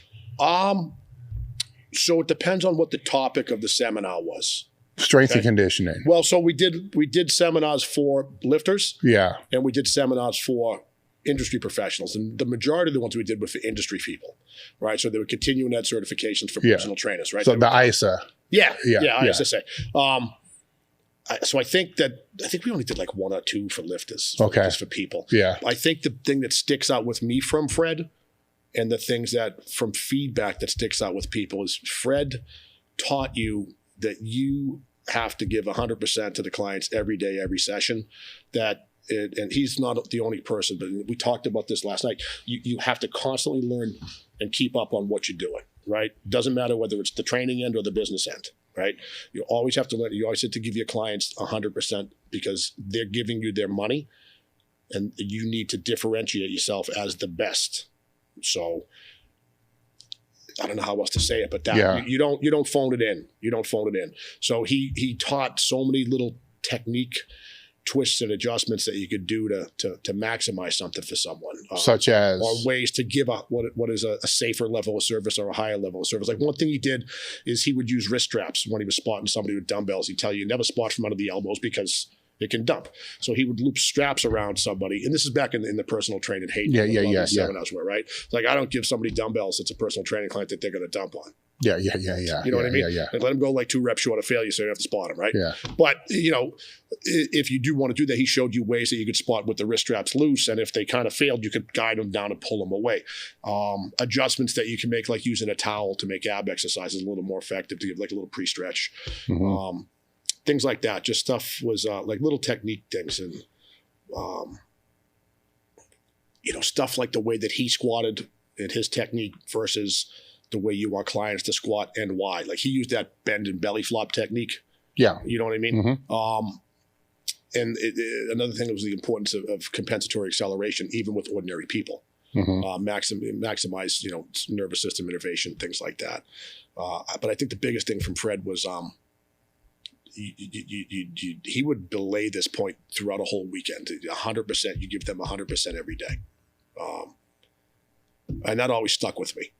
That gets convoluted though, because if that falls back on education, then how would he say to disseminate your time in the education via business, nutrition? There's an answer for that. Yeah. He would always say, if somebody asks you a question, don't lie to them. Yeah. If you don't know the answer, say, I don't know, and you know what I'm going to say next. Yeah, go find it. I'll find out, and I will let you know next time I meet with you. Yeah.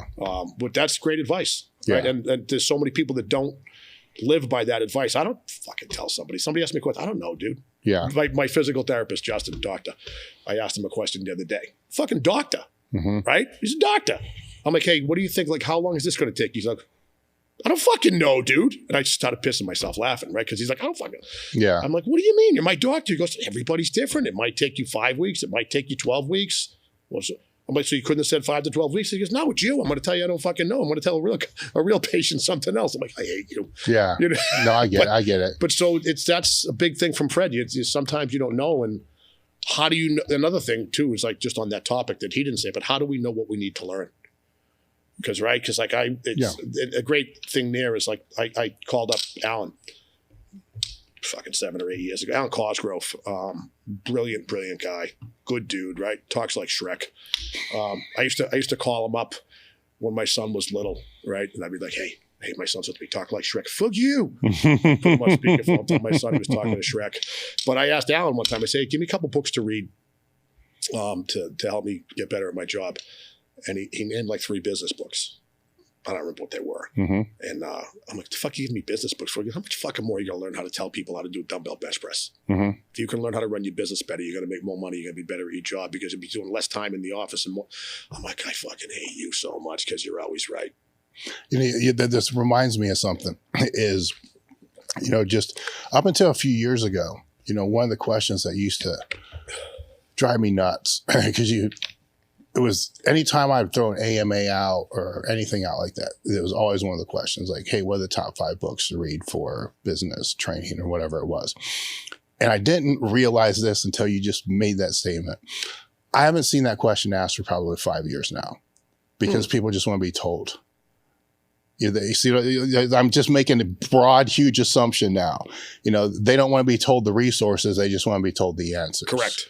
Right? Where back... And the big assumption I'm making here, just based upon something I just observed in 3 seconds of, this conversation on just questions that I get asked. Now people start probably fucking asking me again what books to read, but that's why there's blog posts because you make them because after being asking the same thing so many times, but then it changes too. If I don't have reverse hypo, what should I use? Yeah, exactly. The same thing, like, ask Chat CPT, at this point, and there's that, but it's interesting because, back then with a lot of us, we were all reading different things. Right. And then somebody would find something because after a while you're reading the same shit, just written by a different person. And it's still reinforcing, but you learn how to skim read. Like Reddit. Okay, this is new. And then if we found something that was good, then we would pass it on to other people. Like, hey man, you should probably check this one out. Or did you see this one? Did you see this one? And sometimes they're older things. They're like 30 years old. And somebody stumbled across for some stupid ass reason, or it was a new, trade book. And just fucking interesting, I suppose, because it just kind of came to my mind that very interesting that I haven't been asked that for. Well, I think it's funny too is that what you just said is that people just want to be told now, right? Yeah. Where I don't want to be told. I would like some direction as to where I should go to find the answer myself because I'm maybe I've tapped out my own resources, or maybe I'm too fucking lazy to go to the bookstore and look. They had bookstores before where you could go and look at books. But sometimes I do want to be told, like, I've called you, I've called Al up too, and I'm like, I got this fucking problem right now. Don't tell me what the book is, just tell me how to fix it. Yeah. But most of the time, I value your time enough so that I'm not going to say, give me fucking 3 hours of your time talking this problem out with me. But there's a difference, though, because you're asking based upon this base of education and experience and knowledge that the answer is going to be a little bit more refined, because even with you asking that, there is context behind what you're asking, because I've known you for fucking 30 years or Alan's known you for 30 years. Yeah. There's a certain degree of context to at least be able to ask you a question back. Right. But you also know my voice too. When I call up, I'm like, he needs to know now. Yeah. Usually it is. Usually it's going to be a pressing thing, or you think it's a pressing thing and it's not, because you're being too emotional about something that you shouldn't be. Me? Well, we all guilty of that, right? but that's kind of what it is with that. Now, it's going off of Fred. Let's go into some of the strongmen that you've had out there. So that's what I was going to say is I think of all the seminars that I've had, the ones that really, I got to give Fred credit, because he's like, Fred's. Yeah.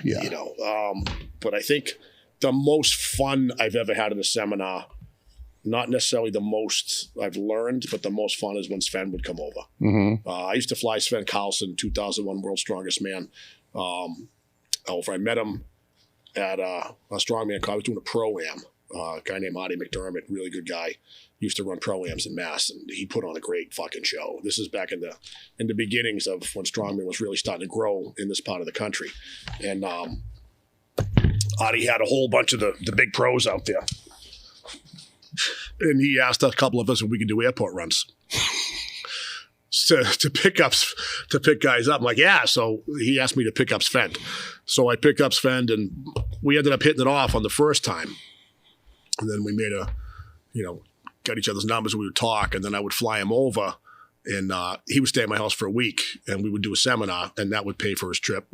And I'd get it accredited for CEUs. It was great. And that's really why I started doing seminars, because I couldn't travel because I had a new business, and the family situation didn't really allow me to travel at the time. And I had my job at the sheriff's department, and it's hard to get time off work, there to do things. So I would bring people in for my own education. And I just said, well, if I can bring them in, why pay them? Why don't I just charge everybody $100 a head and do a seminar, and I'll learn at the seminar?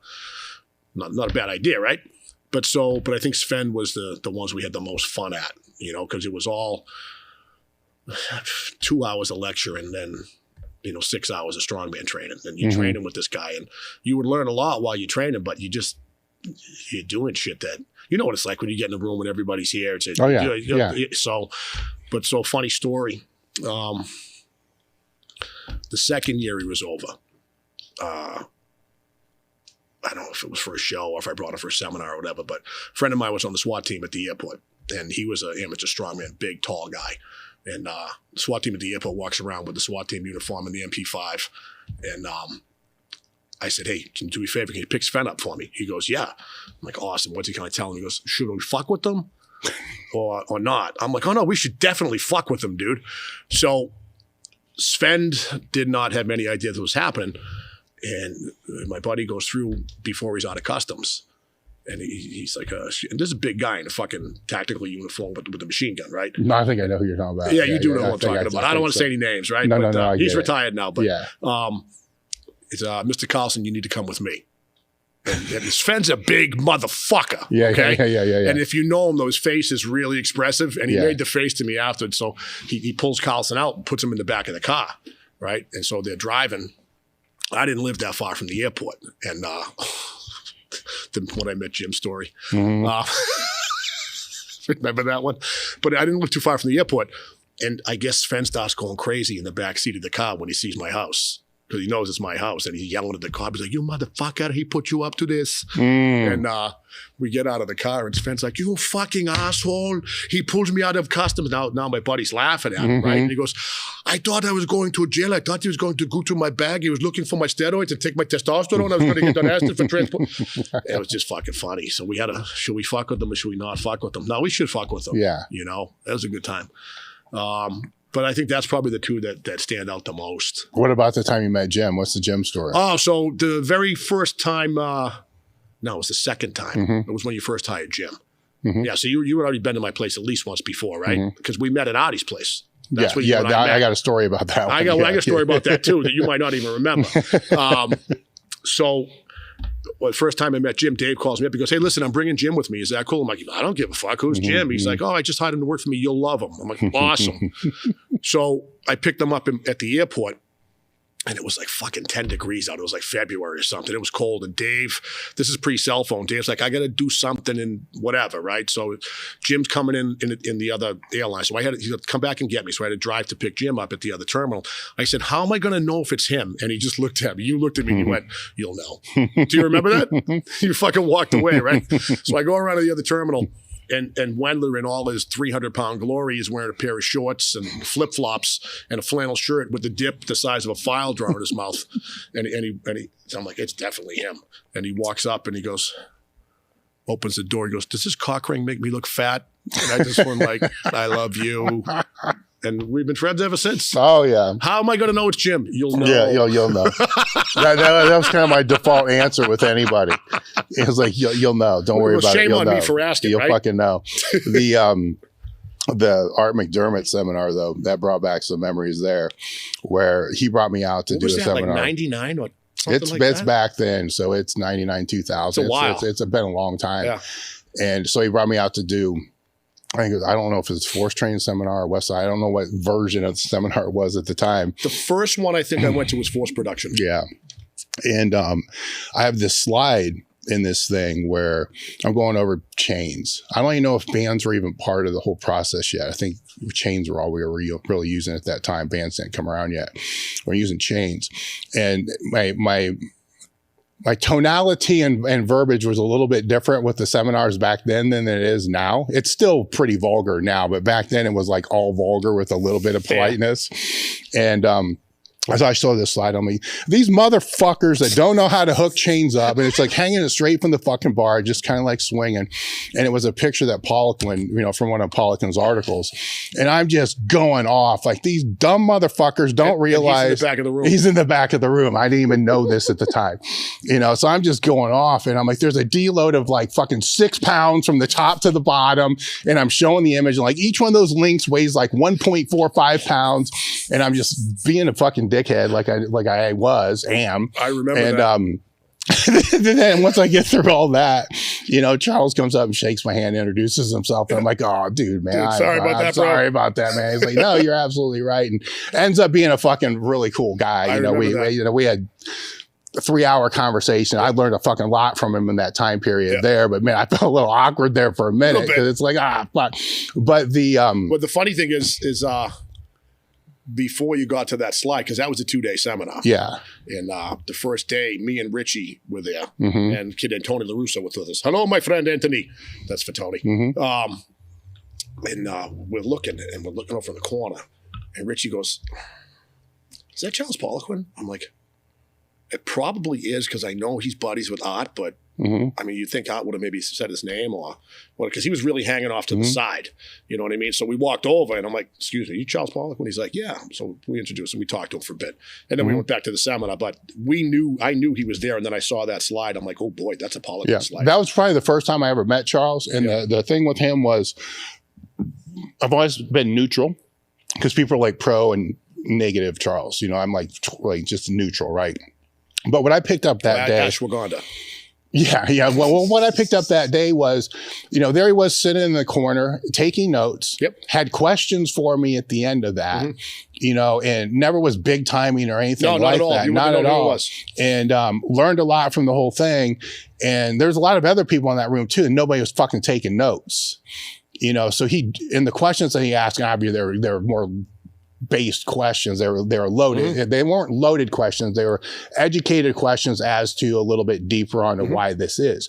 But all that aside, there's this other dude there that had this new company with Strongman equipment, Lumitech, right? That's Bruce, this friend of mine. Yeah, I introduced him to you. Yeah, so he gives me fucking 2 farmer's walk things, right? And I'm like, the fuck? Like, and they're not heavy. No, they're aluminum. But I got to take these through the airport, right? And so now as the seminar's closing up, I got these fucking things. And you still got them? No, I don't know where they ended up going to, but this SWAT guy, I think the guy that you're talking about, right? Yeah. Says, don't worry, dude, because I was running late. It's like, don't worry, dude, I'll get you to the airport.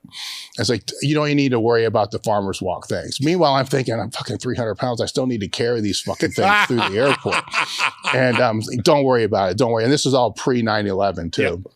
So I'm unbeknownst to me, 5 minutes later, this guy comes out in like fucking Full Metal Jacket, fucking gear. Was this at Audie's when he said that? Yeah. It's the same guy. Yes. And then we're in a fucking state trooper vehicle or whatever it was. Blowing through Boston and the place is a fucking mess. I'm like, what? Why is this so fucked up? He's like, it's a big dig fucking, you don't even want to know about. I mean, he's like yelling at me, being polite, but yelling at me like, you don't even know about this fucking thing. It's a fucking mess. It's a disaster. It's never going to get fucking fixed. Fuck this motherfucker. Then he pulls some dude over. Right. And I'm thinking, fuck, I need to get to the airport. And he's like pulling somebody over. He's pulling over a cab driver just to fuck with the cab driver. Now I'm like, I kind of like this guy. And we get to the airport and there was no check-ins. It was like straight from the airport right to my gate. I never had to go through security. I got fucking these aluminum bombs that I'm carrying with me this whole time. And I'm like, this is the shit. Awesome. Like, can I call you like anytime I come back? He would have let you. Yeah, I know that was an experience where I never thought to have him fuck with you picking you up. I should have. Oh my God. That would have fucked me all up. It would have been funnier than hell. But I just, out of all that, what stands out the most is he pulled this dude over just to fuck with this because he was, I don't even know what he was doing. He's probably being a fucking asshole. He was just being an asshole. He's like, fuck these guys being assholes. They can't get away with it. He didn't cite him. And he's like, I don't want to cite him because it's going to take too much time. I need to get to the airport, but just fuck this fucker. And it's like funnier than shit though. Yeah, he was a really good guy. So now getting out of the Strongman, you had Boris come out a couple times, right? Boris been out twice. Yeah. So I got a phone call. Go ahead. What's the question? No, go ahead. How'd that happen? I got a phone call from a friend of mine, Yasha Coan. He used to train at the gym and ran the weightlifting club, the Russian kid. Really smart guy, really good kid. And he said, listen, Boris is interested in coming to America. Would you like to have him for a seminar? I'm like, fuck yeah. So the first time he ever did a seminar or came to a gym in America was my gym. So how's that work with the translator? So Yasha translated. Did Yasha translate him or I don't remember if Yasha translated for him or if it was Rhoades. I think Yasha did the first seminar, maybe Rhoades the second seminar. Another Russian, a Ukrainian kid. I can't remember, but it was pretty good. It was very interesting. Boris talked and then they interpreted. So it was easier to translate than trying to translate Cosgrove drunk? Well, there's no comparison. No, Cosgrove needs fucking subtitles under his name.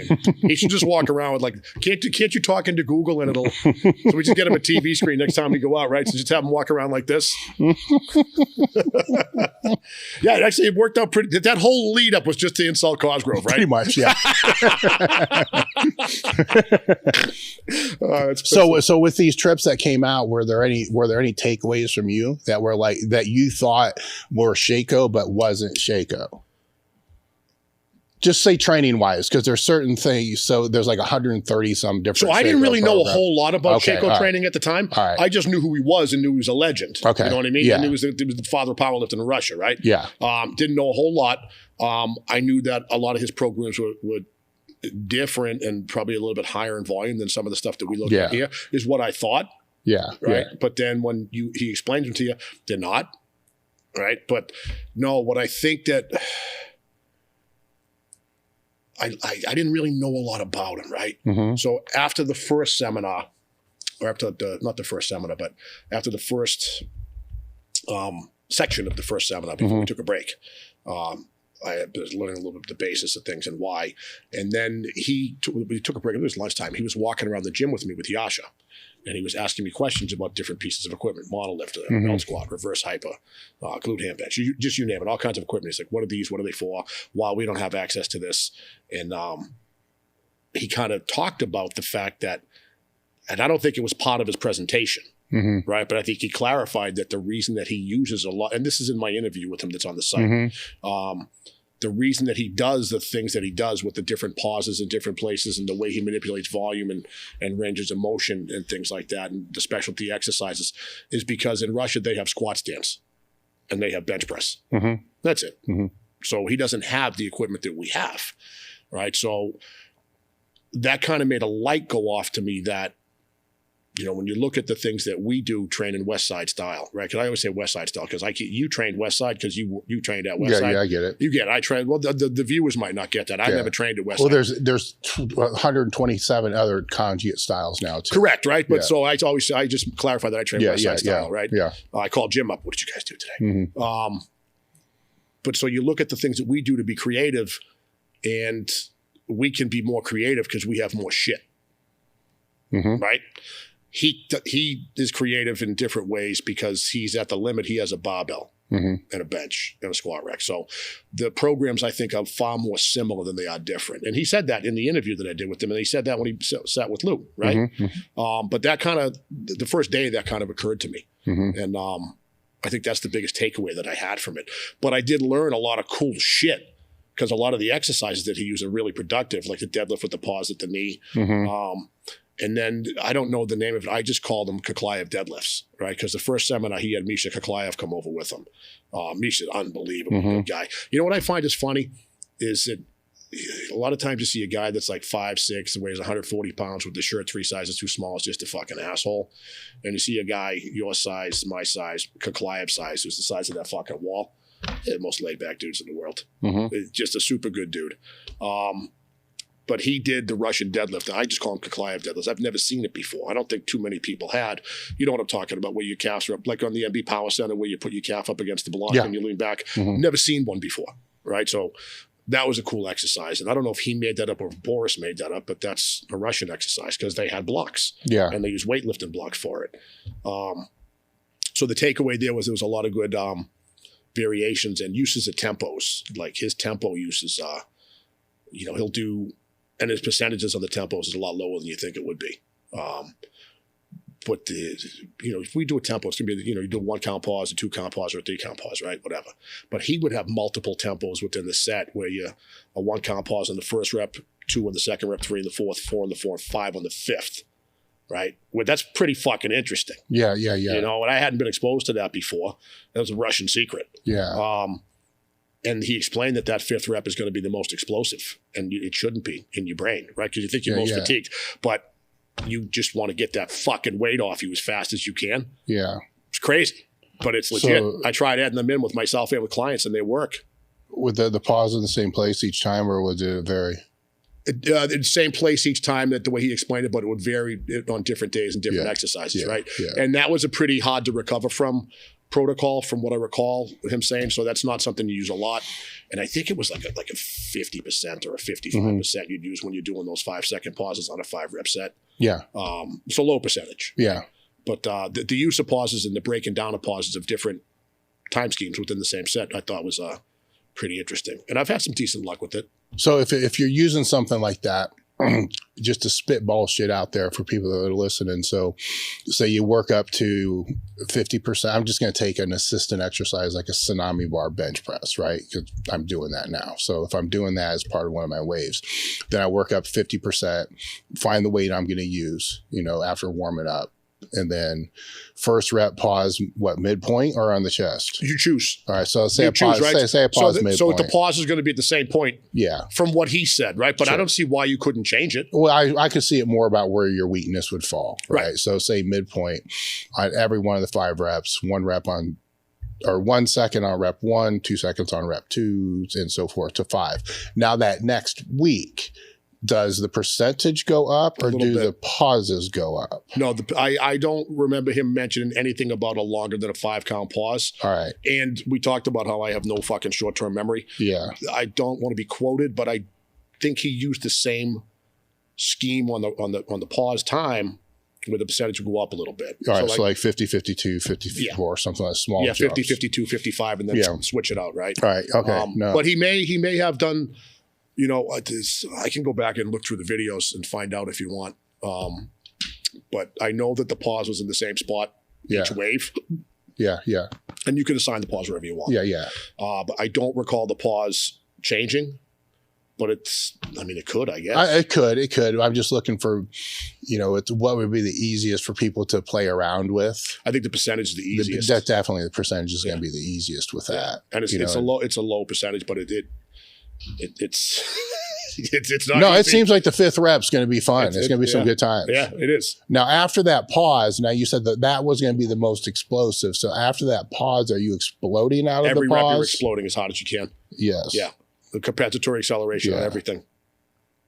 Because that's what Fred learned. If it's midpoint in the bench, though, you're not exploding up to midpoint, are you? No. Yes. Okay. I get it. No, you're down and come up, stop at midpoint, and then explode off the midpoint. Yeah. And like they did a lot of that kind of stuff with pauses at different points of bench because they didn't have boards. Yeah. Yeah. But that's probably the easiest thing they could have had they been exposed to it. Of course. Right? Yes. I mean, you're going to use everything. I mean, in some ways to the detriment of having too many bars, like 280 some bars like I have out here, then your options can become a clusterfuck. What do I use today? Yeah. Well, what can happen is that there becomes too many options that you're not phasing back in things soon enough to be able to know if they're actually having any application. You know what I found? It's not on a bar, but it's on the same thread. Is I forget exercises because I know so many. Well, yeah.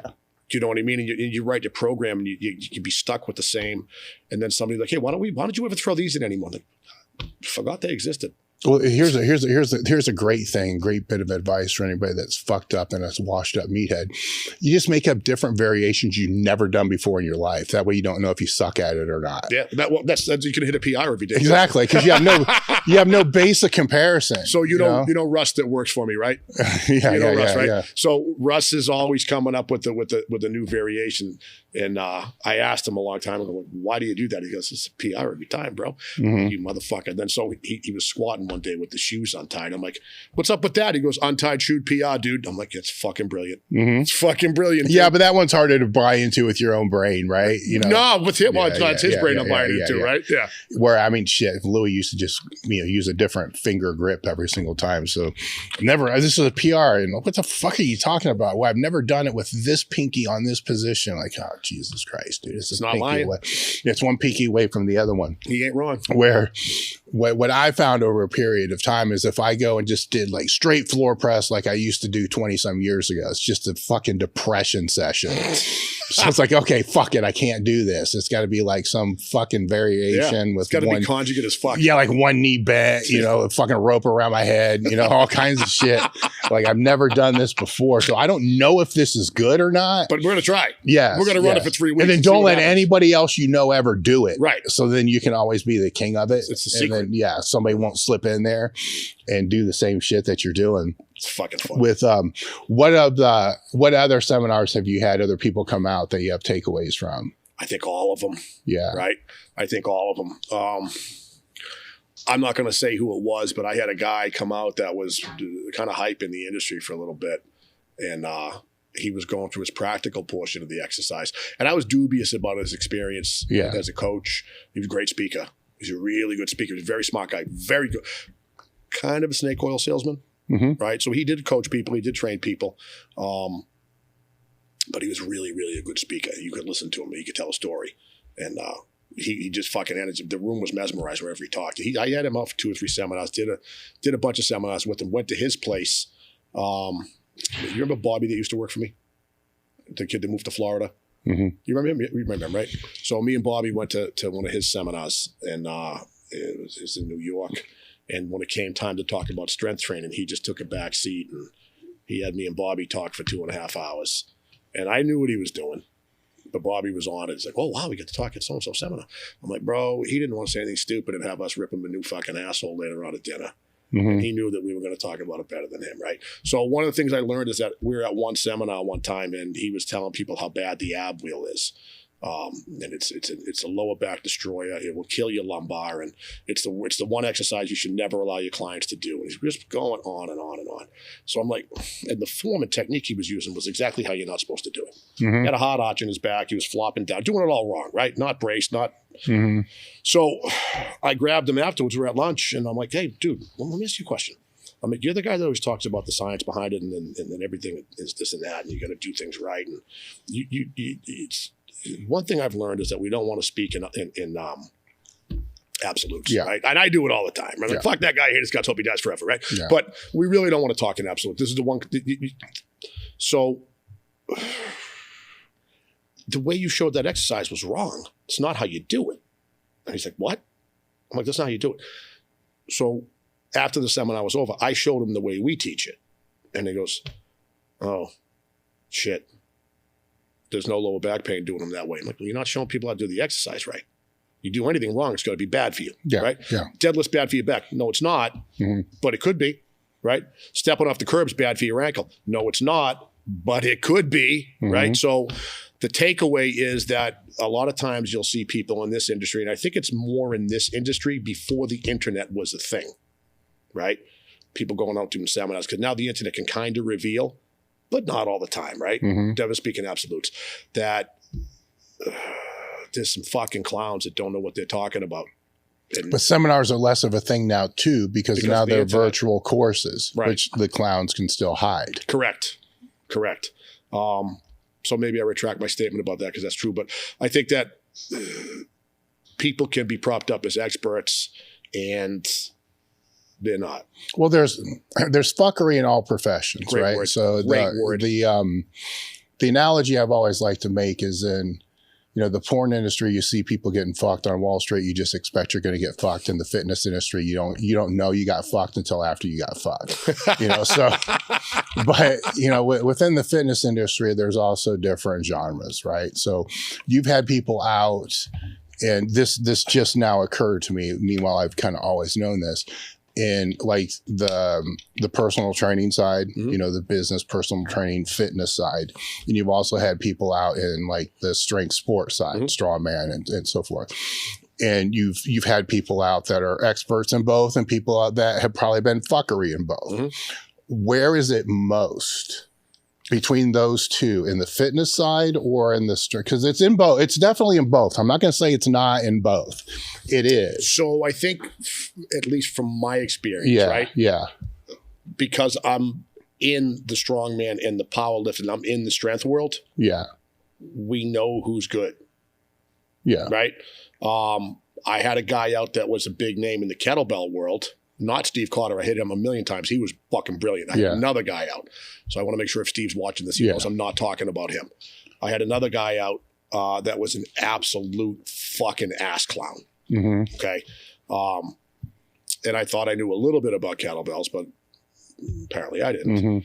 So I think it's more on the, if we can lump kettlebells into the fitness side, I think it's more on the fitness side. I think there's, I don't want to say it. I think historically there's more fuckery in the fitness side. Yeah. Okay. Because there's less science on the fitness side. What's a bigger demographic is it's a much bigger market. Right. But at least in powerlifting and weightlifting and strength, there is some science involved. Yeah. Do you know what I mean? Yeah. And now there is science involved in fitness too, and bodybuilding stuff. They get research. Sure. But I think with us, like we're always looking. I might be prejudiced just towards justifying my own ends. I don't know. I don't know. I mean, because I think about stupid shit like this all the time, where it's harder to get away with your bullshit in an industry that has people in it that are participants for longer periods of time. Correct. Like the fitness world, yes, you have people that exercise forever, right? But there's a very quick attrition rate. Right. Where in the strength sport side, you can put the kettlebells in there as well. You're dealing with people that have been around for decades. Just as participants, the people who would pay for the seminars and for the courses and all that, and they get it. They get, hey, probably 80% of what I'm going to hear, I've already heard 100 times before. But I'm looking for that 20% that maybe I haven't heard before, or even something's going to be explained to me a little bit differently than somebody else did, and I'm going to get it a little bit better. Right. So it gets exposed just because of the longevity of the participants that are in the sector, and it's a smaller sector, where in the general fitness sector, it's fucking giant, right? It is. It's huge. I mean, it's the point. Let me just go back one thing. Yeah. So if I go to a seminar, I want to learn one thing. Yeah. That's worth the fee at this point. Sure. Go ahead. Oh, of course.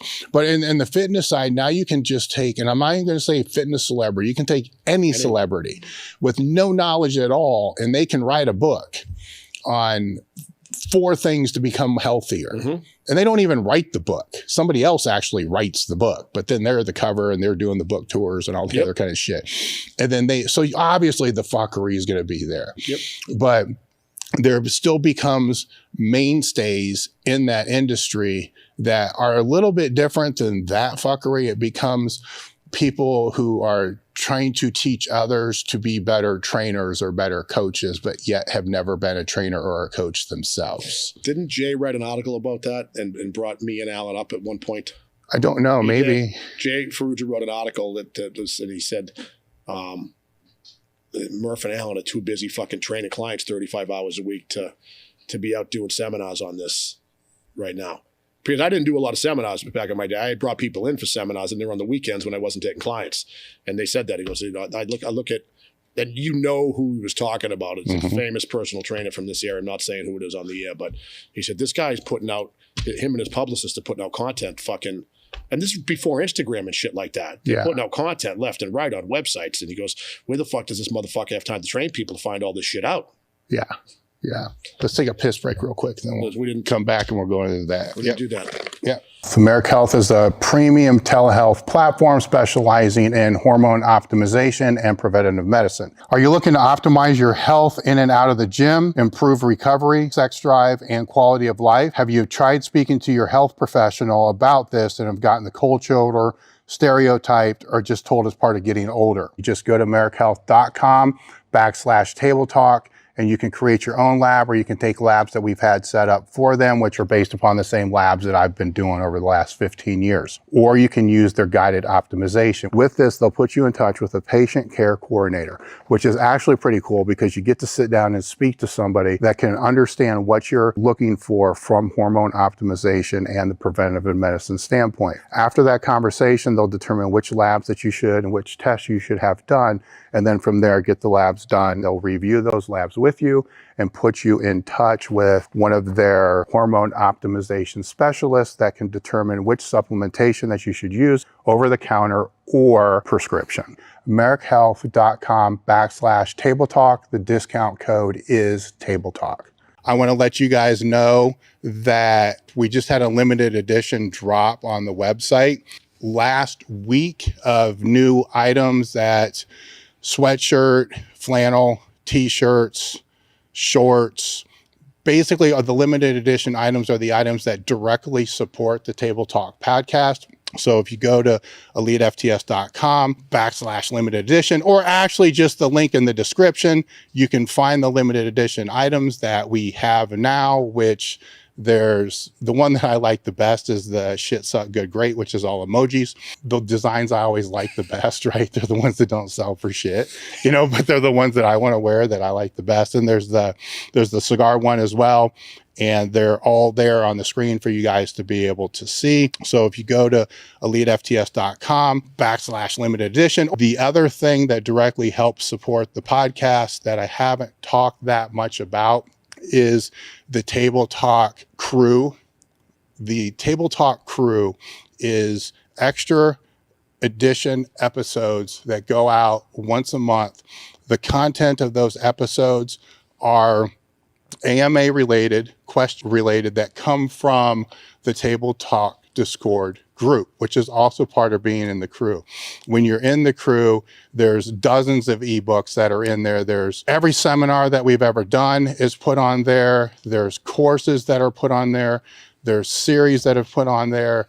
The original YouTube channel that we had for many years before we migrated to the newer one, all that old content is on there. There's discussion groups for just general training, fitness, life, nutrition, basically everything that you can think of is on. So just go look at what that is, or better than that, just go to the description, click on join the crew. That helps directly support the podcast, which is how we're able to keep this thing rolling. Right, where we left off was just kind of We needed a wardrobe change. Yeah, we needed a wardrobe change. Actually, it's our limited edition hoodie. So by the time this comes out, it should be in the limited edition section. I didn't get one of those. And by the way, I'll get you one. And by the way, the shirt I had underneath it, the shit suck good great shirt, that's also a limited edition drop, which will be in the limited edition section as well. All items in our limited edition section directly support the podcast. So click the link in the description. You set me up perfect for this, by the way. Click the link in the description, and we have all new limited edition items in there now. This is a pre-recorded podcast, so I can't say it's going to drop today because it already would have dropped by the time you listen to this, but they should be in there now, and hopefully there's still some left. A lot of the limited edition items sell out fast. Anyhow, what we were talking about. So real quick. Yeah. Shit, suck, good, great. Yeah. Hurt, injured, fucked up. That's terms that he used to say in all the old seminars. Yeah. And I use hurt, injured, fucked up all the time with people. Yes. And they're like, oh, I get that. I'm like, oh, thank Dave. I wish I made it up. Oh, exactly. Yeah. I got that from some old fucking football movie where the guy was laying on the field and the coach is saying, look, are you hurt or are you injured? There's a difference. Yep. Right? So then that's kind of what spawned it. Then I'm like, well, there's another one, which is just fucked up. Yep. Where it's always going to be fucked up. Yep. You know, so for those that don't know, hurt, injured, and fucked up.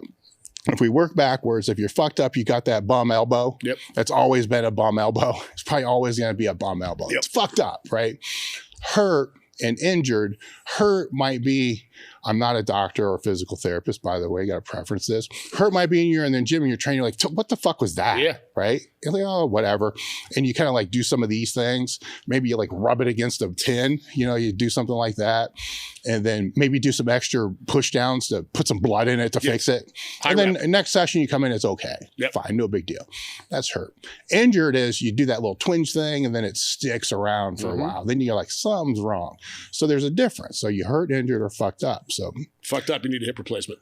Yeah, a hip replacement, or you know, you have to find. Here's another great conversation. If it's some things you can train through, some things you have to train around. Yep. If you're fucked up, you're probably not really training around that a lot. You just got to figure. No, I'm sorry, you're not training through it. Right, because it's not going to really get any better. You just have to figure out how to keep doing what you love. Yeah, that's the basis of my old man conjugate training logs. You set me up perfectly for that. Yeah, try to train around shit when you're fucked up. Yeah. I have to change that direction now because I'm not fucked up anymore. Yeah. So I'm going to have to go from shit to suck.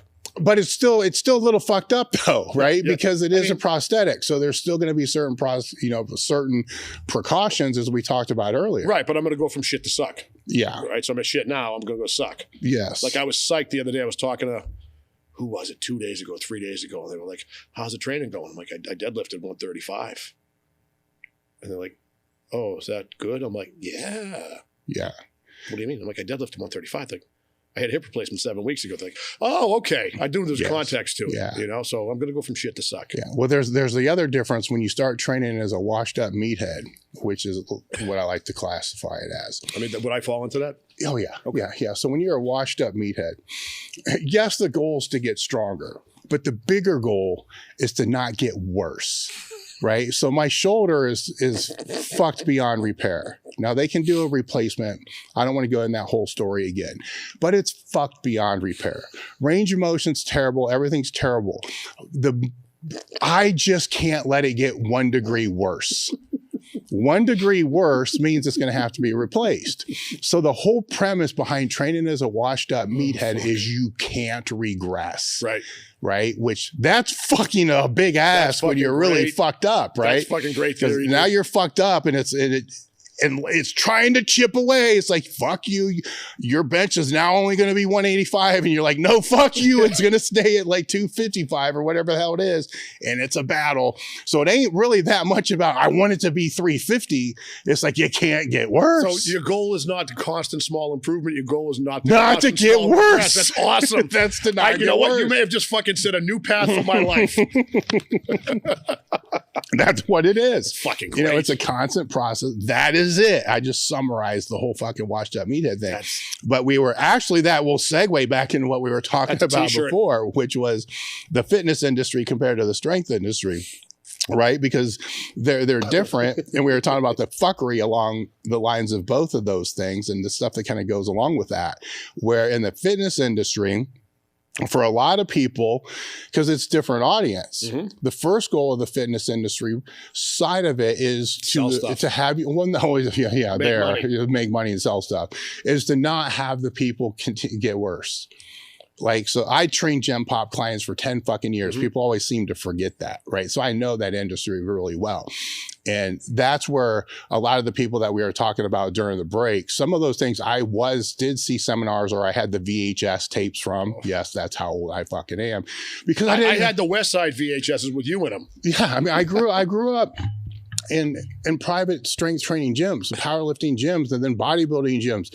And then when I started training like normal people, granted, I was a gym manager. I kind of saw normal people, but it was a bodybuilding gym. So it's not the same. These are like normal people. I'm like, fuck, I don't know how to train these people. You don't know how to talk to them either. No, fuck no. And so I had to learn, like, how do you train normal people? And then that was a lot of those, probably some of the people that you had come out and speak, and some of these other people. And I may be charlatans of their day. Yeah. And I'm like looking at them like that confused fucking dog. like De Niro. Yeah, it's like, you know the shit, it doesn't seem right. Yeah. But you don't know enough about it to know if it's really right or not. You're just like, yeah, your common sense is lighting up. Yeah, you're just like, the fuck? And then you're like, oh, what, huh? And then you're trying to like put this all together. And it takes a while for it to come together. But then when I started, getting around yourself, Ferrugia, and some of these other people that were working in that Gen Pop area, by default, you still have the other gym members. Everybody wants to train athletes only, but that doesn't pay the bills. That's not the real world. It's not the real world. Not in the gym world, right? Nope. So then you got to, I mean, that's the fun. Actually, it's not even the fun time, because that's where most of the drama comes from. It can be when you've been doing it for 20 years. Yeah. Right? Because now I choose who I train, and my staff trains the other people. Yeah. Right? But it's when you first start out, you train whoever fucking pays the bills. Yeah. Anyway. Well, you find out real quick, though, that the meathead side, the strength world side, they don't really know how to train these people either, unless they have a background in personal training. And a lot of them, if they did, they really didn't care. They're just like watching ESPN and like, here's do 3 sets of 10 on the machine. And doing stuff. Great. So you start going down these rabbit holes, and there's things like the mobility, and, Paul Chek had a bunch of shit out at the time, and all these other things. And there's some good from it, and there's some things I didn't like from it. But at the time, you don't know. His medicine ball stuff was really good. Yeah. I mean, at the time, you don't know the difference between fucking up and down. And it was what always dawned on me with that. Don't squat on stability balls. Yeah. Well, I wonder what you thought, though, because as I'm navigating that sphere at that time, and I'm trying to figure it out, and I got a background in this shit, I got a degree in this shit, I know this stuff, and I'm like a little confused, like what exactly should basic Gen Pop do, and I'm thinking to myself, now if I'm fucking confused, then what are they? And then that's where I started to pull away from the general fitness side, because at that point in my brain, it was like, you're all doing a huge fucking disservice here, because you're not even doing and presenting the basic things that people need to know, right? Because you can't monetize it, because it's so fucking basic and so easy. Like, everybody knows what eating healthy is compared to not eating healthy. Like, a grape's better than a ho-ho.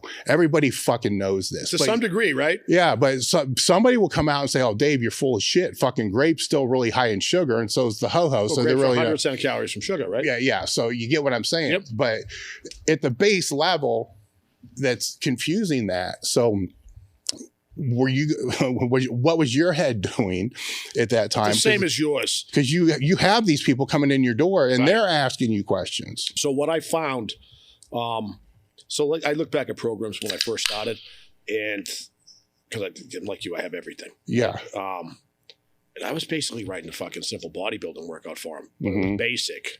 Do you know what I mean? Mm-hmm. But I didn't train myself that way. But the industry told us to train them that way. This is like when I first started, right? The industry, and they tell you 3 sets of 10 for a beginner. And that didn't last long, right? So like, excuse me, one of the things I started to realize is, like, they tell you to give beginners lightweight and high reps. And I thought that's just fucking assholery, because when does your form degrade no matter what the weight is? Rep 3 or rep 12? Yeah, the higher reps, right? Yeah. So one of the things that I started doing is I would give them more sets with less weight. And a lot of people confuse that with dynamic work. I'm like, it's not dynamic work.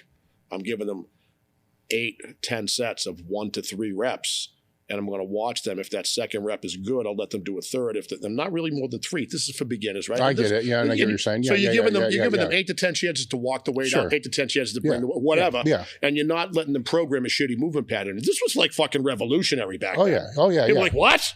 Well, if the 4 is still good, you'll do 5. Yeah. Yeah. Okay. I get it. Yeah. Yeah, but it's low reps, right? Sure. Yeah. And at beginners, I really wanted to keep the reps down because I didn't want to fatigue them too much, because I always kind of went with that 25 rep rule in my head. Not really based on science, but it's like, that's about 25 reps, about enough time for this movement, and then we'll go to the next movement, because you only got them for an hour, right? So, and you know how that works, right? So, there's not a lot of science in that 25 rep rule. It's just kind of like a gut thing. Yeah. Right? So the people listening, like, what's he based that study on? I didn't. I based it on, I have a client for an hour and I got to do a whole bunch of shit with them. So the time it takes to do 25 reps, I can get 4 exercises in with 25 reps of each, right? Yeah. But then the other thing was, like, people would say, like, well, dude, you're just doing West Side with them. I'm like, no, I'm not doing West Side. It's not. I'm just doing low weight, low reps, lots of sets, because they get more practice. But then more so with, like, your head's fucking exploding, right? I started thinking about, like, what do people want? Everybody nobody wants to look like a bodybuilder that comes in for personal training, right? How many people that came into you for personal training wanted to look like a competitive bodybuilder? Well, fucking none of them. But sometimes I wonder what they even wanted in the first place at all, even after asking and talking to them about Correct, right? So what I determined is that I've never actually had somebody come in and say, I want to look like a bodybuilder, unless it was a bodybuilder that came to me to get stronger. Yeah. What do you think they're coming in? What do you think they're coming in for? Not the strength athlete. To tone up. What the fuck does that mean? Exactly. Right? So, well, what does that mean to them? Well, to them, I think tone up means lose body fat, get more muscular definition, and be in better physical shape GPP wise. Right? That's what I think it means. Look better naked, LBN. More to look better or more to feel better? I think you feel better if you look better. I know that, but right? No, you know what I mean. There can be a difference. Of course, it can. Yeah. Right. So I don't want to say that I'm smart enough to know what's in someone else's head. Yeah. I know that, but that's what we're trying to figure out if we're working with those people, though, right? Yeah, 100% correct. What's the core motivation? Right. So that's what came to me, is that I really started to realize that my opinion was that they wanted to look better naked. Yeah. Now, some people would come in and say, my doctor told me I got to lose 25 pounds because I'm whatever. Okay, so we have a concrete goal we want to lose, and then I would talk about, maybe let's not lose weight, let's lose body fat and get the blood pressure down, maybe get the blood profile improved, and we can go back to your doctor with stats and science. Now, with those people, how long did that motivation actually last? Depends on the person, you know that. Some of them, if they see the results right, the ones that did what you told them to do, the motivation stayed because they lost the weight or they lost the body fat. Yeah. The ones that, I'll tell you a great story. Really good guy. He was my first official client as TPS. Not my first official client. I was, those. And he got referred from somebody else, and he was a big boy, 5'6", 5'7", owned a bakery. And I don't want, he might have been close to 400 pounds. He was a big motherfucker, and he was the nicest guy you ever met, right? So he comes in, and I did everything wrong because I was brand new official personal trainer, licensed, right? And when I started the company, before I was just doing everything, not everything wrong. I did everything. The way I do it now, I was wrong. But I've evolved over 30 plus years, right? So I was giving him this Hatfield, say the best I could. So I bring him in. I get him on a meal plan right away, okay? So I had this really old rudimentary software that would type everything out. It was kind of like a DOS-based program. But I set it out. We figured out his body fat. I tried to pinch him. I couldn't pinch him because the calipers didn't go wide enough. You know what I'm talking about? Yeah. So I estimated his body fat at like 50%. Excuse me. So he would come in 3 times a week, and this guy trained his ass off. He gave 100%. Like, he was like somebody training for the Olympia. Every time, right? Granted, the workouts weren't that hard, but it was the best he could do, right? So as JL says, I'd leave him sweating and smiling, and he was getting stronger. But so he was also not losing any body fat. After like 4 months, I'm like, bro, what the fuck's going on? He goes, I'm eating everything you're telling me to. I'm eating everything right that's on that paper. Your words are important. he's the guy that made me really realize the words that I use are important in a professional setting, right? So a couple more months go by, and he's getting heavier and heavier. And I can't pinch him at all anymore because his body fat's high. But he's getting strong, and he's in shape. He's in better shape, which is surprising. So I talk to the ex-wife, and I tell her, like, I think I'm wrong for this business because I can't get this guy results. If I can't get this guy results, then I'm doing it wrong. She says, you should call Fred. I call Fred. Mm-hmm. And I tell him the whole story. And he goes, he's fucking lying. And he hangs up on me. So I call him right back. I'm like, Fred, what the fuck, dude? You hung up? He goes, he's fucking lying. He's lying about something. So I hang up. He hangs up on me. And guy comes in next day after first session. I bring him in the office. I'm like, listen, I got to talk to you, bro. And I tell him also, I'm thinking about getting out of this business because if I can't help you lose body fat, I can't help anybody. I should be able to just like fucking make you walk around the block and you should lose body fat. Mm-hmm. And he closes the door and he starts crying. I'm not making this up. Mm-hmm. Grown fucking man crying in my office. I'm like, fuck, dude. And he's like, I've been lying to you constantly. I'm like, fucking Fred, I hate you. Mm-hmm. Right? He's like, I'm fucking lying. I've been lying to you. He goes, I'm like, what are you lying to me about? He goes, well, I tell you that I eat everything on the paper. I'm like, yeah, and you're not? He goes, oh no, I eat everything you tell me to eat. And he goes, when I leave here tonight, I'm going to go to McDonald's. And he told me the volume of food that he'll get at McDonald's on the ride home. It was like 2 fucking double cheeseburgers or 2 Big Macs or whatever the fuck they sell, French fries, a shake, apple pies, and like a bag full of food that's enough for 3 people. Yeah. And he would do that, and like at the bakery, he's eating eclairs and you name it. And I'm like, so you're eating all the food that I told you to on top of all that other food? And I'm like, yeah. So we made a deal. Fred was right. He was lying. Yeah, yeah. We made a deal, and he was going to cut out like one of those binges a day. Sure. And he started losing body fat. You know what I mean? Mm-hmm. I was going someplace. So this was the people that do the work, right? So how long does the motivation last? If they do the work, they get the results. It lasts for a while. If they don't do the work, because he was starting to get down on it too, right? Yeah. Well, the ones that I would have that would come in because of essentially a doctor referral is why they would come in. They never lasted more than 2 months at the most because the fear went away. Yeah. Right. So anxiety, heart attack, that would be an example. So they thought they had a heart attack, but it wasn't. Yep. It was more either anxiety related or whatever they called it back then, when you'd freak the fuck out. Like a panic attack. Panic attack. Yeah. But that was enough to scare them because they thought it was a heart attack. Mm-hmm. And then after a while, they realized, you know what? Then they just kind of fade back into the whole thing, or their physical would not be good. Mm-hmm. You know, blood pressure or whatever it's going to be. Then they come in, and it wasn't enough fear to actually sustain it. Now, maybe it was if they kept going back to the doctor all the time, or maybe it would have been if I took their blood pressure every single time they came in to train. Take it with a done trainer, so it's always high. Yeah, I mean, you know, and you know that's true. You're trying to do the best that you can, you know, to keep them motivated in some other realm. You know, now the ones that would come in because they're getting married or they had spring break or there's shit like that, you know, they would stay consistent until that time came. Right. And then they would just bolt. And then there's others, but did they come back to you 7 months later when they were fatter because they did what they were supposed to do when they got fatter afterwards? Sometimes. I had a cycle of those for a couple of years. And fortunately for me, after a couple of years of doing it, I had a waiting list. So it became this one. I didn't have very many people leaving. Yeah. You know, I had a lot of people I wanted to leave, you know, and that's just part of the profession that people don't want to talk about. That was Fred advice too. You know, it's a shitty part of it because it's 80% of the people you actually don't want to even work with. And you can't pick and choose when you first start out. No, you can't. No, later you can. And had I stayed in it longer, you know, then I would have realized how to get out of the situation I was in where I was capped. I couldn't make any more money. My schedule was full. I had 50 billable hours per week.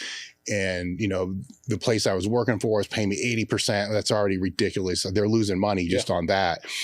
So there was nothing else to really squeeze out of the whole thing. Group training wasn't a thing, right? You know, and it later became, you know, had I stayed, group training would have been a thing. Rate increases. You know, I would have learned the little the part of the industry I didn't know at the time is if you need the attrition rates, you just increase your rates. Yeah. You know. Well, it depends. It depends, right? Because I was going to point out 2 pieces of Fred advice, but continue. Yeah. But anyhow, with that, then some of the people would leave that, you know, and you hoped it would be the ones that you wanted to leave, and it wasn't. And then the new ones would be able to come in, right. And it was always kind of a tricky type of thing. But as what were you going to say with Fred's advice? Well, did we finish on the topic? Yeah, we can move on. So Fred gave me 2 really great pieces of advice. 1, not well, 3, the client's lying, but 2, when you talked about raising the rates. It's fucking hysterical. When I set my pricing, right, when I first started, I figured like, what's everybody else charging? So I charged $5 less, right? So everybody was charging, I think, $30 a session. So I said 25, right? So I was in a good spot because I was already training people and I was on my own. So it was known, and people would come into the karate place for Richie, and he would say, "Go to Murph." Right? So we had some sort of a referral system built in already, right? And it got to the point where it wasn't growing, you know? So I called up Fred. And I'm like, Fred, what do you think? Fred Hatfield, by the way, in case anybody's not, you know, tuned in at this point, Dr. Fred Hatfield. He was such a gruff old motherfucker. I love him, dude. He was awesome. I tell him the whole stress. I want to bring in more clients. And you know, it's not growing at the rate I wanted to. It's growing really fast. He goes, what do you charge? I charge $25 a session. He goes, what did everybody else charge? I'm like, 30. He goes, double your rate. Hangs up on me. I learned at that point, when he hangs up on you, just don't fucking call him back, because all he's going to do is yell at you again. I doubled my rate. I went to 50, right? And I thought it was a risky move. Damn, I'm telling you, I think 3 weeks later, I had to hire Bobby. Couldn't handle the business. It's so perception of value, right? So perception of value. So we've always been a little higher priced than the competition, but we've also always held up to Fred's ideals. You come in, you get 100%. Right. And you know me, I'm always trying to learn more about what I'm doing to be better at what I'm doing. And the people that work for me the same way. So, you know, I don't want to say we're better than everybody else, but I think we are. You know what I mean? Yeah. The worst that you could do by coming to us is know you're not getting a clown that doesn't know the basics. That's the worst you could do, right? And the best you could do is you're going to get somebody that's really, really good at what they do. So we charge a premium price. And I don't have to go through all that perception of value bullshit with you get it. But doubling the rates was the most brilliant advice he gave me. I had to hire a full-time kid fucking a couple weeks later. I think the biggest thing that I took away, even while I was still doing that, because obviously while I was still doing that, the referrals was the biggest thing. Like to me, when I speak to people that are gym owners or trainers and all that, where they are missing the boat is their referral systems. You know, either they don't have any, which is a problem, or the referral systems they don't have a way to quantify if they're even helping or not. And then they bitch when they don't get clients. And every client that you currently have is a network of future clients. So I found that the exact opposite's been the case with me in my 30 plus years in the business. How's that? Depending on what program it was. So with the boxing and kickboxing program, we would give them bring a friend passes. Yeah. And that would work because it was a group class. Sure. Right. With personal training, what I have found is I've tried referral programs. I've bought the canned Jim Labady systems and stuff like that, and all that stuff. I bought all that shit and tried it out. Where you set up, you know, this is their card. You give them to track. No, I get it. You've done all that shit, right? Yeah. And we never got it. We almost no response ever. And when I would ask people why, they're like, I don't want my boyfriend coming down here. I don't want my brother-in-law coming down here. I don't want my friends coming down here. This is my place. This is my secret. I don't want anybody else to have this. I'm like, so do we have to suck so you'll give us referrals and you'll refer? No, this is my escape from those people. I'm like, what the fuck? I don't want my co-workers here. I got that a lot. Yeah. I don't want my co-workers here. See, I went into it a whole different direction than that, right? I tried all the other shit. The other shit didn't work. And then what I realized was I'm trying to get them to place, I need to get them to place the name in the face. Right. So you already have a relationship with them, you know, so I'm just going to, you know, spit shoot at the situation in my head. So somebody come in on a Monday and obviously they're going to tell you how their weekend went because that's just what fucking clients do. Yep.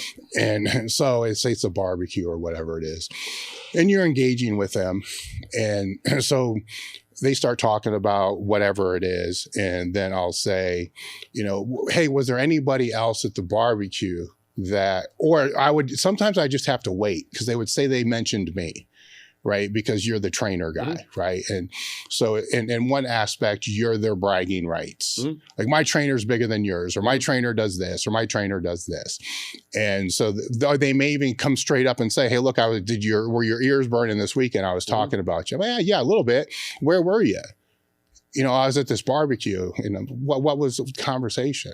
So they're going around with whatever this is. And I said, so I would get the name, like, so, well, who you were speaking to? Well, I was speaking to Bob, right? I'm like, well, can you do me a favor? Give me Bob's number. No. Fuck that, because they're always going to say no. Can you call Bob and let him know that I give him a complimentary session? And they, sure. They're not going to say no. They'll never say no. They're also never going to do it, but they're never going to say no. So then, a session, maybe 2 later, like, hey man, did you ever get a chance to call Bob? See if he wanted to come in for the complimentary session. Oh, fuck, I forgot. Well, I'll tell you what, can you give me Bob's number?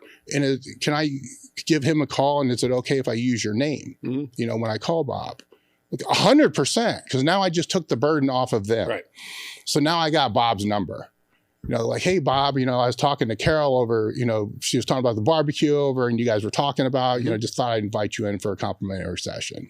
90% of the time they come in. Really? 90% of the time they became a client.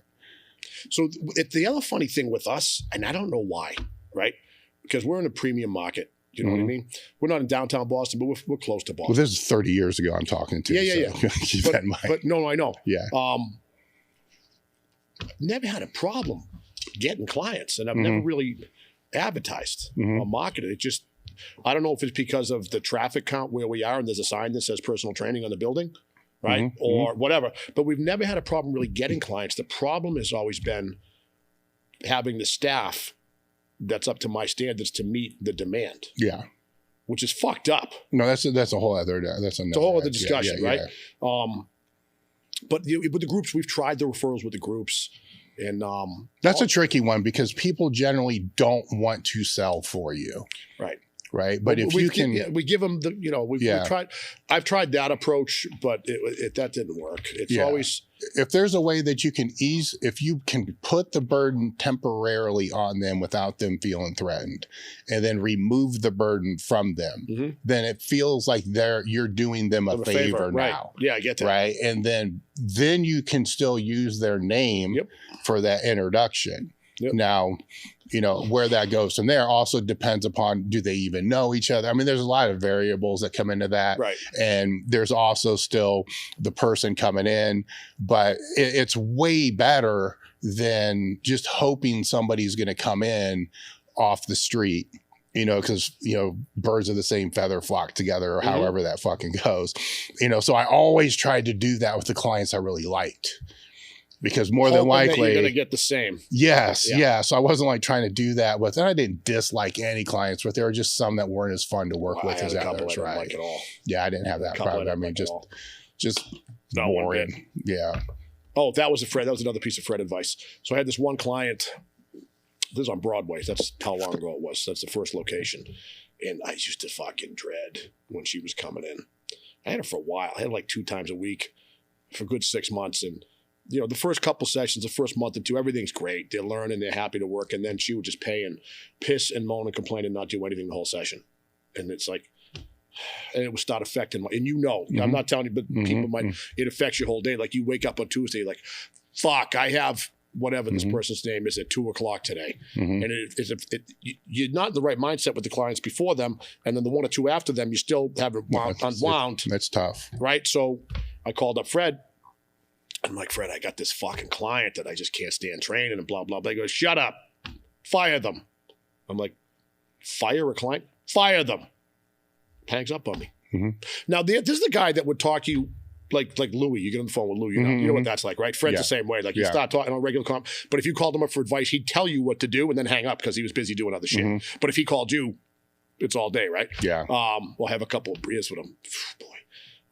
That's what he, but so the concept of firing a client just absolutely didn't register with me.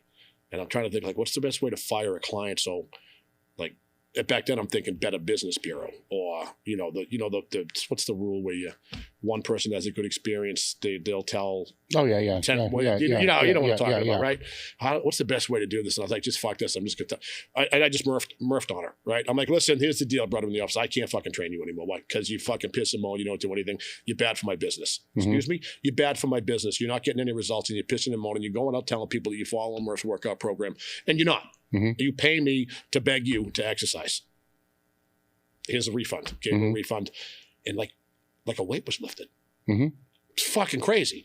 So if you're in this industry and you have a client that's like to fire them, it's not worth it. Whatever they're paying you per, if they were paying me $1,000 an hour, it's not worth it. Yeah, my only caveat to that was in the situation. No, I mean, no, you gotta be you. The situation I was in it was in a office building downtown. So I'm getting people that basically all work within the three same skyscrapers that are all right downtown. And they were the Columbus elite. So I'm going to fire the CEO of Huntington Banks. Right. I tell you what, maybe the CEO that he's friends with is go, wow, the guy's got balls enough to fire him. I'm going. Yeah, I mean, there is, but there's balls of steel aspect of it, and then there's also this other aspect of it. So it's my way around that was he doesn't fire you. Yeah, my way around that was I referred them. I would sit down with them and just tell them that's what I was going to say. Yep. That we're the communication. There's definitely some lack of communication. It doesn't jive. If I'm feeling it, I know you feel it as well. Here's two other trainers. Let's try to hook you up because I was ahead of the training. So let's try to hook you up there. And we always did find a better fit. And if it doesn't work out, then I'm more than happy to bring you back. But I want the best fit for you. So it's just kind of working it that way. But the only reason I did work it that way instead of going your route is because I was afraid the backlash was going to hit, through that whole network. And then everybody would be like, I don't want to work with that motherfucker because he fired my boss or, my boss is going to hate this guy. Right. So I was in a completely different situation. I was in my own facility. Yeah. Right. So, but it's also, I think that is part of what I really do. I think that's part of what gave us the reputation that we had of being so fucking hard in there. We trained hard. We trained hard back then. Yeah. I don't train hard now. Yeah. I'd like to, but we trained hard and the clients trained hard and my athletes trained hard. So like we would have known if we brought people to fights because we trained boxers and kickboxers, they were standing up between rounds. They weren't gassed. You know what I mean? They did their work. They would win it. So you build a reputation of hard athletes and then the clients get that whole, people would be like, fuck.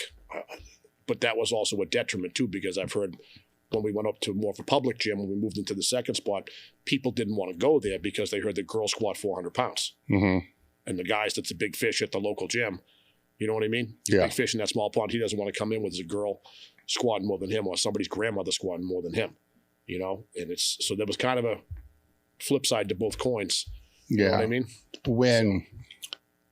To dovetail into a whole different conversation, I had Rhoades and Vinny and Jim on the podcast several times. Somebody said to me last night in a text, can you please have him have all four of you on at the same time? Yes. And we've had conversations. Which I don't want to do that because that's going to be the fucking four of you just shit on me the whole conversation. Pretty much. Pretty much that's just going to be what it is. But there's several seminars that we've done there, and there's always been dinners that preceded those seminars. Right? So the Rhoadestown dinner was probably one of the better ones. The chicken wings, with the chicken fingers and all that. So then we spoke about this one a few times without you in presence, right? So you're getting bashed. Well, I was getting text for the whole time. You're getting text the whole time, and you didn't answer me, which you never do. But anyway, so this is your opportunity, to tell how you saw especially that whole conversation through that night, because that was probably one of the funniest fucking dinner conversations I've had. So I remember that conversation. It's very funny, but we're talking a little bit my memory. I don't really have many specifics of it. Yeah. So all I remember, the only thing I remember about that particular night is Waxy Maze is not a stripper. Right?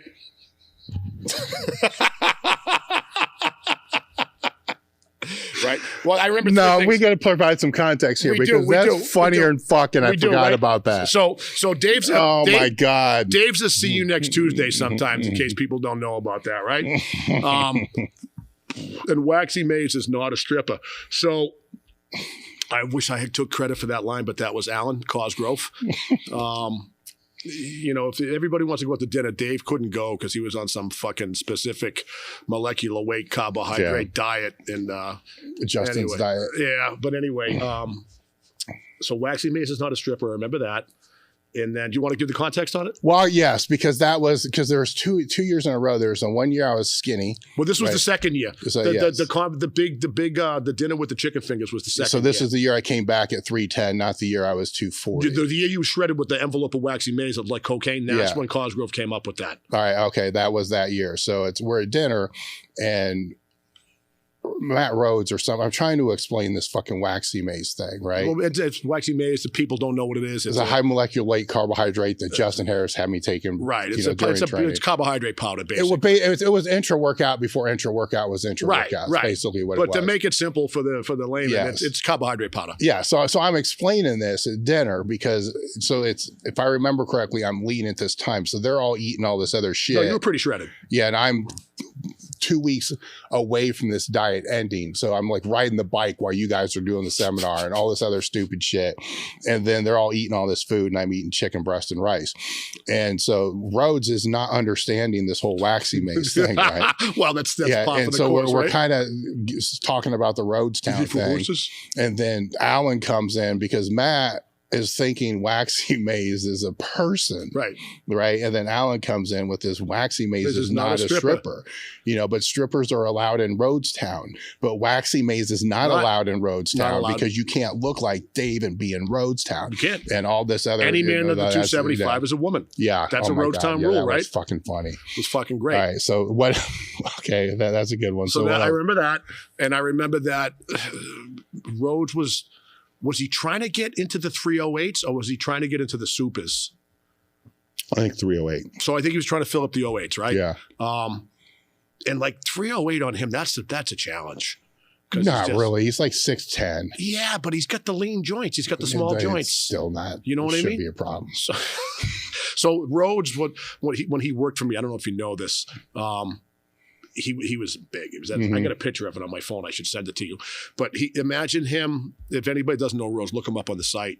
And he had a big old pot belly for a while, right? But he was fat jacked, so he's big and jacked. He got the big old powerlifter belly, and he's out in the parking lot on his cell phone, and he's supposed to teach a group fitness class called Butts and Guts, right? And it was all girls went to it. It's butts and guts, right? You bounce around, do some hip extensions, do some crunches and shit like that. And Rhoades is teaching it, which is the funniest fucking thing in the world. But he's got a pair of Reband shorts on inside out, so they're orange, right? And he's in the parking lot, and it's like 5 minutes before class. I'm like, dude, get off the fucking phone. You got to change. You get up to class. He's like, I'm teaching it like this. And so I didn't do the Rhoades voice good, but then he runs in the office and he draws abs. I'm like, nobody wants to fucking see your fat gut like that. He runs in, he draws abs on his stomach with the magic marker with the Reband shorts on inside. He just finished training and he went up and he taught class with the abs. And you know I'm not making this up, right? I'm like, it's all right. And you know what? Everybody loved it.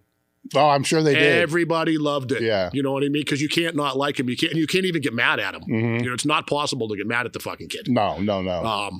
He could walk up, punch you in the face, and then call you a dickhead, and you'd be like, fucking yes. It would hurt though. Oh yeah. But so what else? I remember that. So he was trying to fill up the 08s, and we were all talking about, he was saying like he just can't eat anymore. He can't eat anymore. So I think Jim shamed him into ordering a plate of chicken wing or chicken fingers, right? And saw you with the gravies and the sauces. And he was throwing them under the table because he didn't want to get caught not eating them. Somebody caught him throwing them under the table. Yeah. And then all hell broke loose. Yes, all hell broke loose. And then there was still some left on the fucking plate.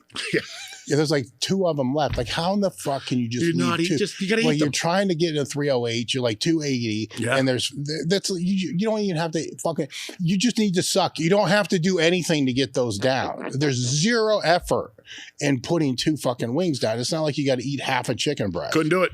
You just it would just slide down your mouth. Right. You And know? if people were there, it was way funnier when they were there. Oh no, it was hard. I mean, it was brutal. It was tough love. He was purple. He was sweating. He was pissing sweat on the table. It was gross. He needed it. He needed the 100%. Tough love, you know, and after that he was able to go up a weight class. Yep. You know, but it was funnier than shit. He ended up squatting $1,000 because of this conversation. Exactly. He wouldn't squat 1,000 pounds if it wasn't for this conversation. So you got Jim, myself, and Vincent all laying on mat about this, with other people sitting at the table that were from the fitness side, completely bewildered at what the fuck's going on. Understand. And then Alan, you know, being Alan, right? Being Alan. And there were, God, I wish I still had. There was probably 20 people at that dinner. There were. Because I had a recording device at the time. It was like a flip phone, or it wasn't a flip phone. It was the flip recorder, video recorders. Because I posted clips of the seminar from that. I had that fucking thing recording a lot of it.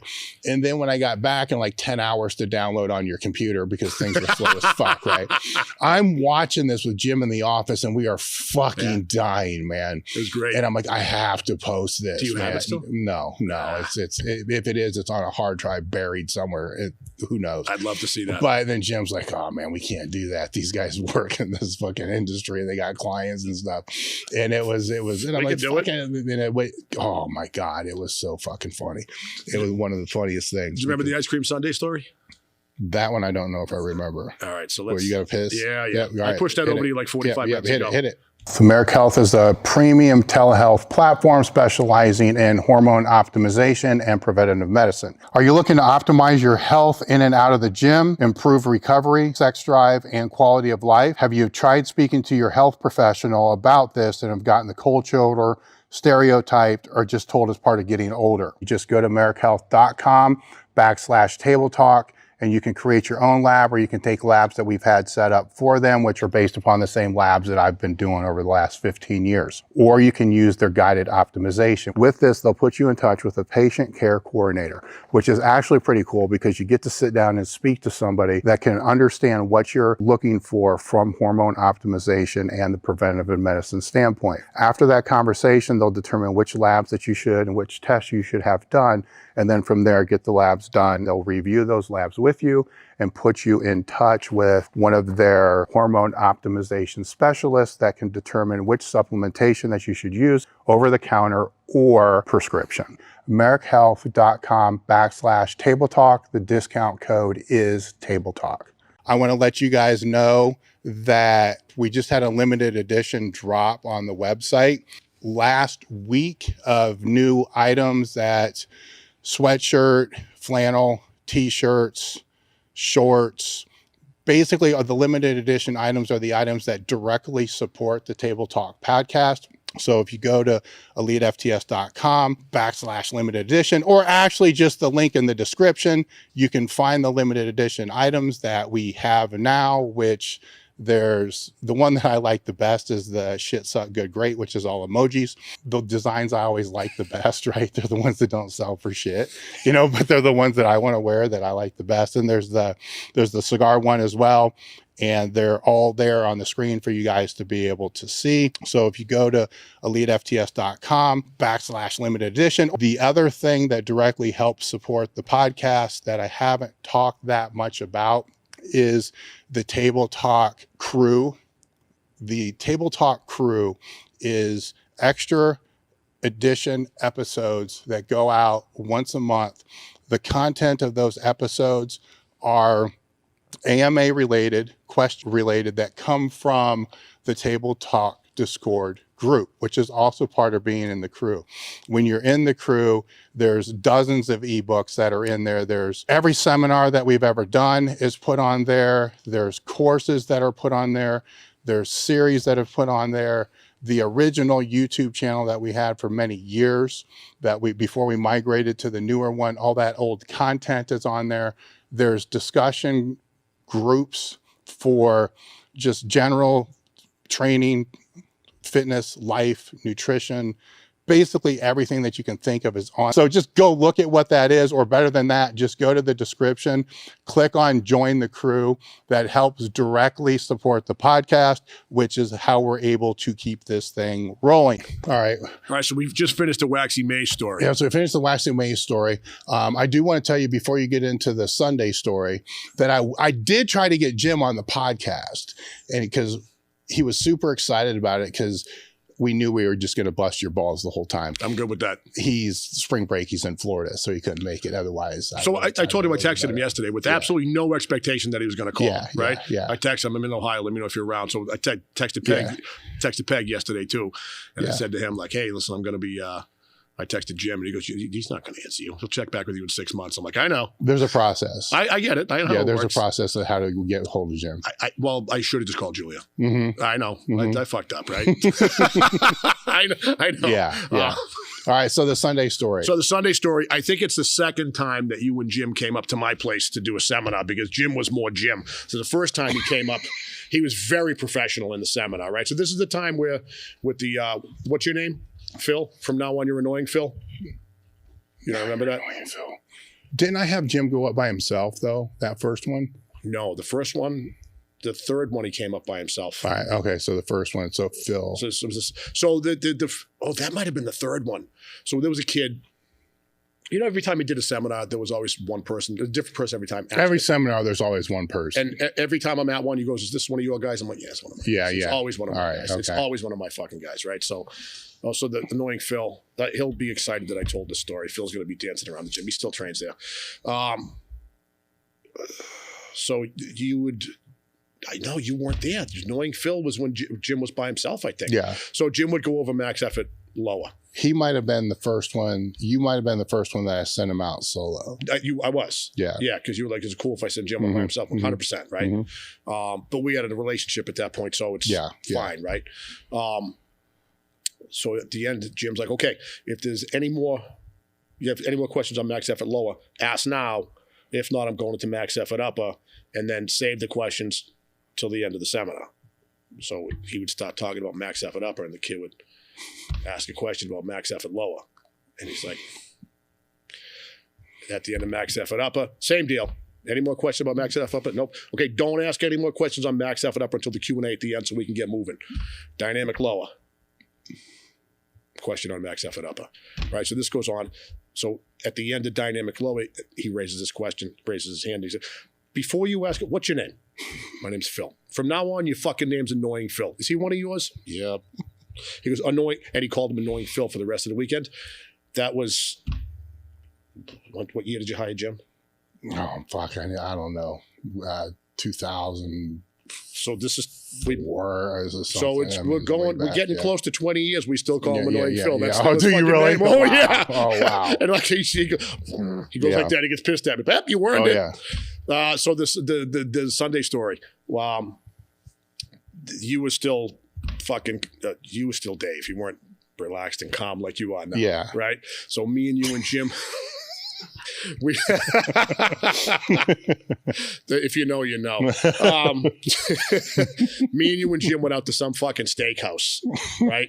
And me and Jim had done eating. You ordered 2 sundaes for dessert, okay? Mm-hmm. And I'm just like, this is fucking amazing. You ordered 2 sundaes. So me and Jim, right? Mm-hmm. And so you're eating your sundae and you're telling a story and we're listening. And me and Jim are dipping and Jim's looking around.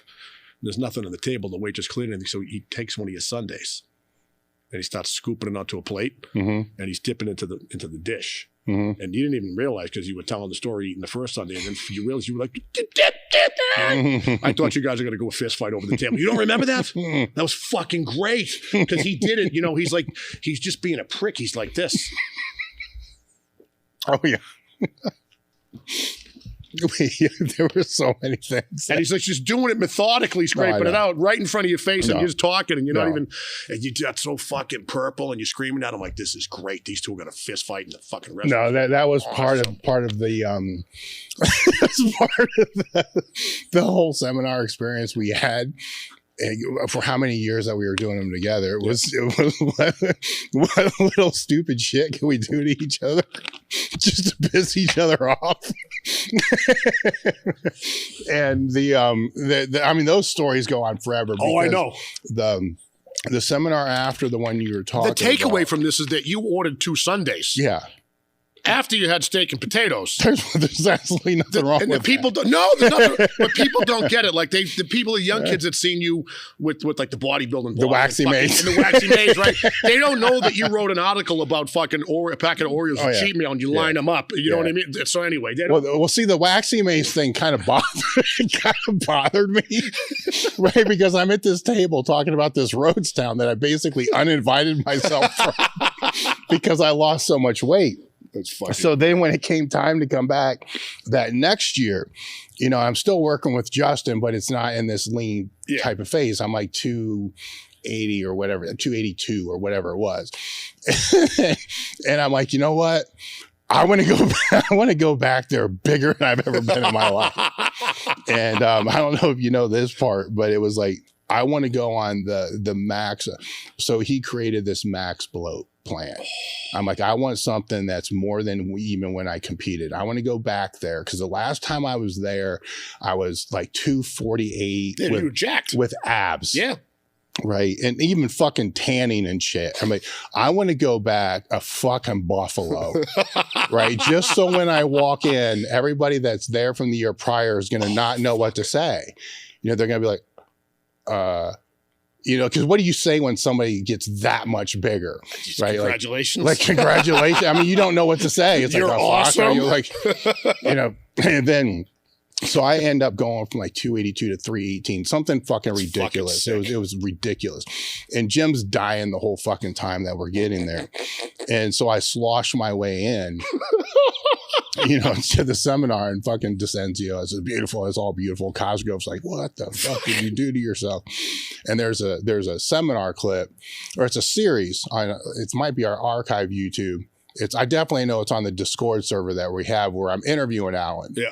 And I got this blue Harley t-shirt on or whatever it was. I look fucking like I'm 350 fucking pounds, you know, interviewing him. Then I look at the clip. I need to put the clip side by side because the other clip that went out there was me talking about, I forget what it was, but it was some fucked up thing. It was a rant. Like most of the seminars just ended up going into full rant mode, which is probably what people were paying for more so than the actual training advice. Most likely. And, but no, the Sunday thing, but I do remember the heavy dinner, like that next year. Well, no, the Sunday dinner was when we were still at Broadway. Yes. That was like the second one that you know, so anyway. Yeah. So the second dinner where we're eating is right in the same area as the hotel. It's like it's a parking lot. So so it's like 2 parking lots you have to get to the hotel. Yep. And Jim and I are walking back to the hotel, kind of mad because we didn't drive. Right. And granted, it's like 100 yards. Maybe. But we're like, fuck, you know, because you're stuck, I remember we right? had a Pizzeria Uno because there was not that many places that could seat it was that like many fucking people. Forever, and I'm sweating, and there's like this breeze, and it's fucking Boston, and it's cold, and for some reason, I think like $5 or $10 or 20 something fell out of Jim's pocket, and it's like blowing slowly across the parking lot. And we look at each other. Just let it go. And I'm like, are you getting it? Nope. Like, no. Nope. He was like, are you going to get it? No. Nope. And then we stopped because we probably had to breathe and catch our breath, right? So then we stopped and we had this discussion. Like, how much? In the freezing fucking cold. Yeah, like how much money would we actually do that skip? So we're explaining how this would happen, right? Because it doesn't stop with a run. It's like a small skip, then run, and then you kind of like are doing this karaoke to try to get to the bill, then step on the bill, and then you got to squat down in such a way to pick it up, and your head's going to pop off. So we're explaining how this is going to proceed and how much money it would take, and we're both get broke as fuck at the time. So it's this, and the economy was different now. $20 back then was a lot more money. Yeah, it had to be over $100. That's a hefty price. We're like, fuck it, you know, we're just not doing it. I'm like, so we would legitimately just let $50 go. I believe you. And he's like, I would have. And I'm like, Yeah, I would too. I mean, I was in the same boat at that time as you Yeah, guys were. because it was fucking miserable. But at that point, you still have that heartbeat in your stomach from the 2 fucking Sundays or whatever it was. I mean, it literally is like you have a heartbeat in your stomach. This is back in the time when he was writing the articles about 10 reasons to be big or 47 or something. Whatever it was. It was like lot. Putting a belt on at the airport. Yeah. Well, Jim taught me that. Yeah, it's just horrible. Yeah, but Jim, you got to go back and find these old articles because this explains a lot. That was one where we're going through fucking metal detector and we have to take post 9/11, so you got to take everything off, like you're fucking nude going through the fucking thing, and I'm like, God damn it, because the belt had a fucking metal. Yeah. Fuck, I knew I should have wore sweatpants. Wore a bathrobe and sweatpants. And like, so I'm mad. Now I'm mad. I'm like really legitimately fucking mad because I got to fucking put the belt back on. And Jim, you can't. Yeah, Jim's just all like chill about this whole thing and gets his shit and then grabs his belt and then he just starts walking towards the bathroom. I'm like curious now, like, why is he not mad? And I'm like trying to like fucking do that tuck thing back through there. And then, so I finagle and get it through my pants, missing like 3 loops. And I go in the bathroom and Jim just rips his pants off. Yeah. Puts the belt on through the pants. Puts pants back on. Then I'm like, genius. Holy shit. This is brilliant. This is the smartest thing I've ever seen in my entire life, man. This is fucking unbelievable. I mean, and oh God, I can tell so many fucking Wendler stories. It's probably not fair because he's not here. But we're not really making fun of him. No. We're appreciating him in these. No, but I mean, he embarrassed the shit out of me in fucking bathrooms at airports.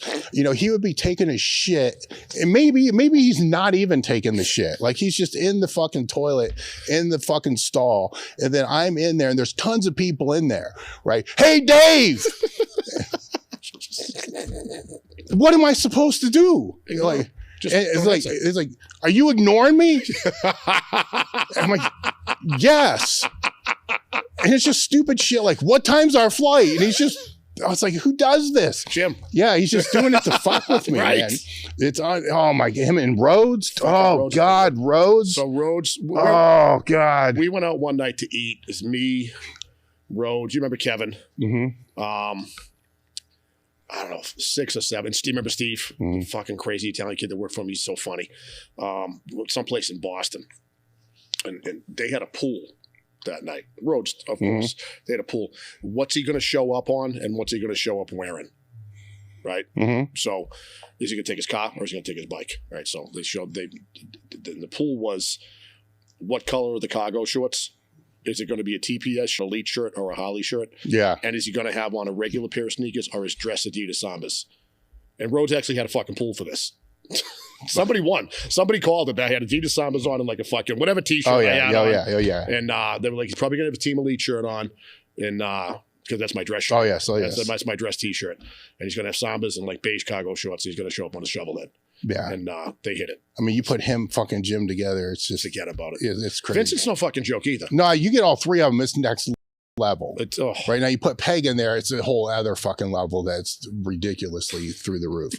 Well, he said he was going to text me questions. Yeah, there were. Let me see if Peg said anything. I can remember going to a rest area and it was. I don't even want to hear you about you going to a rest area. Well, it was Jim and Matt. We were going to a meet. I don't even know where the fuck we were going, but there were way too many people in the rest area at the same time, which means we were either in a van or something like that. Is this the gas station boner pill story? No, that's a different one. That's a great one. We just take a piss and we're all nothing from Peg. And so it's Jim and I are like washing our hands and Matt takes a piss. And in the fucking bathroom, there's people like waiting. There's people standing in there, just takes a piss and he just says, wash your hands is such a fucking waste of time. And then just walks out. And I'm bust out laughing, because what else are you supposed to, this is the shit these guys would do. They would create these very uncomfortable circumstances, awkward situations to be, which just made me laugh all the fucking time. It's funnier and shit. And your seminars were epic for this shit because it just started from the time we arrived until the time we left, and then half of it was directed at you, which was funnier. Most of it was directed at me. And then, oh God, I kind of wear that like a badge of honor, though. Yeah, you know what I mean. So I remember we had to meet you. I don't know why we were meeting you, but we had to. me and Spud were in my truck, and we had to go and meet you and Jim so you could follow us from the airport or some shit like that. We picked up a rental, and me and Spud got out, and we were coincidentally dressed identically. Do you remember this? And so the funny thing with Spud and me, if you notice, his weight goes up or down and my weight goes up or down, and we don't consult on this, so we're always within about 5 or 10 pounds of each other, right? So the level of fatness is always really close. Yeah, it's like fucking Mario Brothers. It's like Mario Brothers, right? So we were both fucking 300, 305, right? We both got the same beard. He's like my stunt double, my stunt cock in the movies, and we both get out and we have bucket hats on. And fucking black t-shirts and like beige cargo pants. And we get out of the fucking truck and you and Jim get out and you just burst out laughing. And I don't know what Jim said, but me and Spud were like, he's like, fuck you, son bitch. Something. Oh, no. That was good times. Anyway. That one time we ended up in a record store, which I don't know what that was all about. Jim wanted to go to Newbury Comics because it's a pretty famous place, and you did board presses off of Jenna Jameson. Do you remember that? You remember that? Yeah, I can't. Yeah, you kind of remember that. So that's what Jim wanted to go to Newbury Comics. It was a pretty legendary record store where they had all kinds of rare shit and shit you definitely can't get in Ohio. And Jim's like, "There's Newbury Comics around here." I'm like, "Yeah." I think we saw it on the way up to. That's the night of the Sunday. That's the Sunday night. Newbury Comics was on the other side of the road. Actually, you're right, because I was looking. I was with like fucking Dizenzo. Looking for like Mike and Ike's or Skittles or something I could take with insulin, because I was taking insulin at the time as part of this prep. And I'm like, I don't have the waxy mace. I don't have the but I need a fast acting carbohydrate. And that was they didn't have shit in there. Yeah, no, they just shouldn't know. That's fucking so Jim wanted to go there, right? And he's looking at some he's got all kinds of CDs, and I had a couple CDs in my hand, and he just took them out and threw them in the bin. And he gives me like 5 CDs. He goes, "You're buying these, dude. You're going to love it." I'm like, all right. So he gave me like I Hate God. I hate them. They're fucking horrible. He loves them. But he gave me a Brujeria CD, which I actually like them. They're like a joke band, but the music's pretty good. But he just gave me like 5 CDs. "You buying these?" I'm like, "I don't want these. I want those." He goes, "Fuck you. You buying these?" I'm like, "All right, I'll fucking buy these, dude. It's not a big deal. It's only 5 CDs, right? It's not the end of the world. I like a couple. I didn't like a couple. But you found the Jenna Jameson action figure." And you were just like, hey, look, they got a Jenna doll. We're just like, yeah, Dave, they got a Jenna doll. That's fucking awesome, right? So we end up going back to, and you're like, "I'm going to board press off this tomorrow." Then that's the whole super training, board pressing off of super trains. That was that day. And you board pressed off a Jenna Jameson action figure. Yeah, and had both feet up on. That was a different one. That was a different one. Yeah, that was great. That's when he walked in. Matt said, was it Matt? Yeah. Did Matt get there before him? Somebody said, "You have to watch out for when Vincent comes in because he's bigger than I've ever seen before in my life." And then he came in and we were like, and he benched like 800. Yeah. That's where I came up with the name Edema Press. Yeah. So I wrote that article on the Edema Press where your feet elevated, and because of him, because his fucking calves were like this big. Yeah, I can't remember why he had to put his feet up. Because he couldn't bend his legs because he was so fucking swollen. He was retaining so much fucking water. He put his feet up on folding chairs and benched like 800 pounds. I do remember that. I couldn't remember why he had his feet up on the chairs. He couldn't bend his legs. But I know I felt so bad because he's way stronger to begin with, but then he's just crushing all of us with his feet up on fucking chairs. Like it wasn't even there. Yeah, exactly. And I'm like a 4-board in Jenna Jameson. Yeah, that's awesome. Yeah. That's the night that I was not that far out from the meet. And I don't remember what the weight was. It was like 700 pounds or something like that. It was like fucking my opener or something.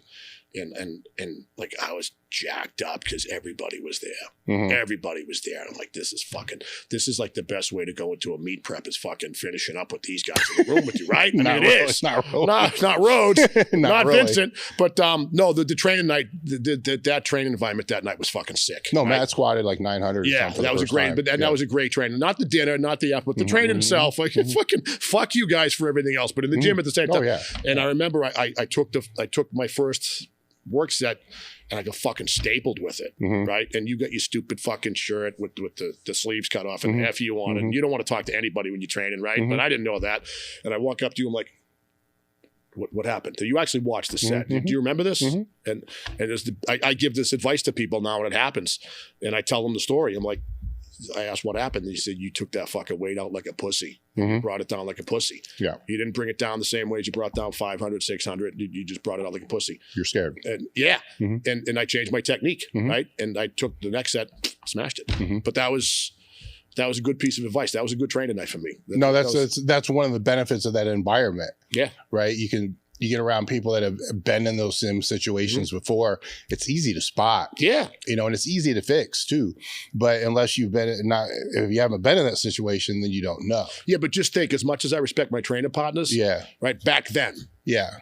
if one of my trainer partners said that, would I have taken the advice? Probably not. Absolutely not. No. Absolutely not. Yeah. Do you know what I mean? Mm-hmm. But if you or Spud or Jim or somebody, and like I probably wouldn't have accepted it from Rhoades because Rhoades is one of my trainer partners. Yeah. Do you know what I mean? Mm-hmm. Not that I know he's right. I know he's right, but it's like, but you said it. I'm like, fuck, he's right. I was a pussy. Well, even if you would have said that I'm wrong, I would have had 4 other people right there tell you that I'm right. Right. Because they all see the same thing. Right. They all saw the same thing.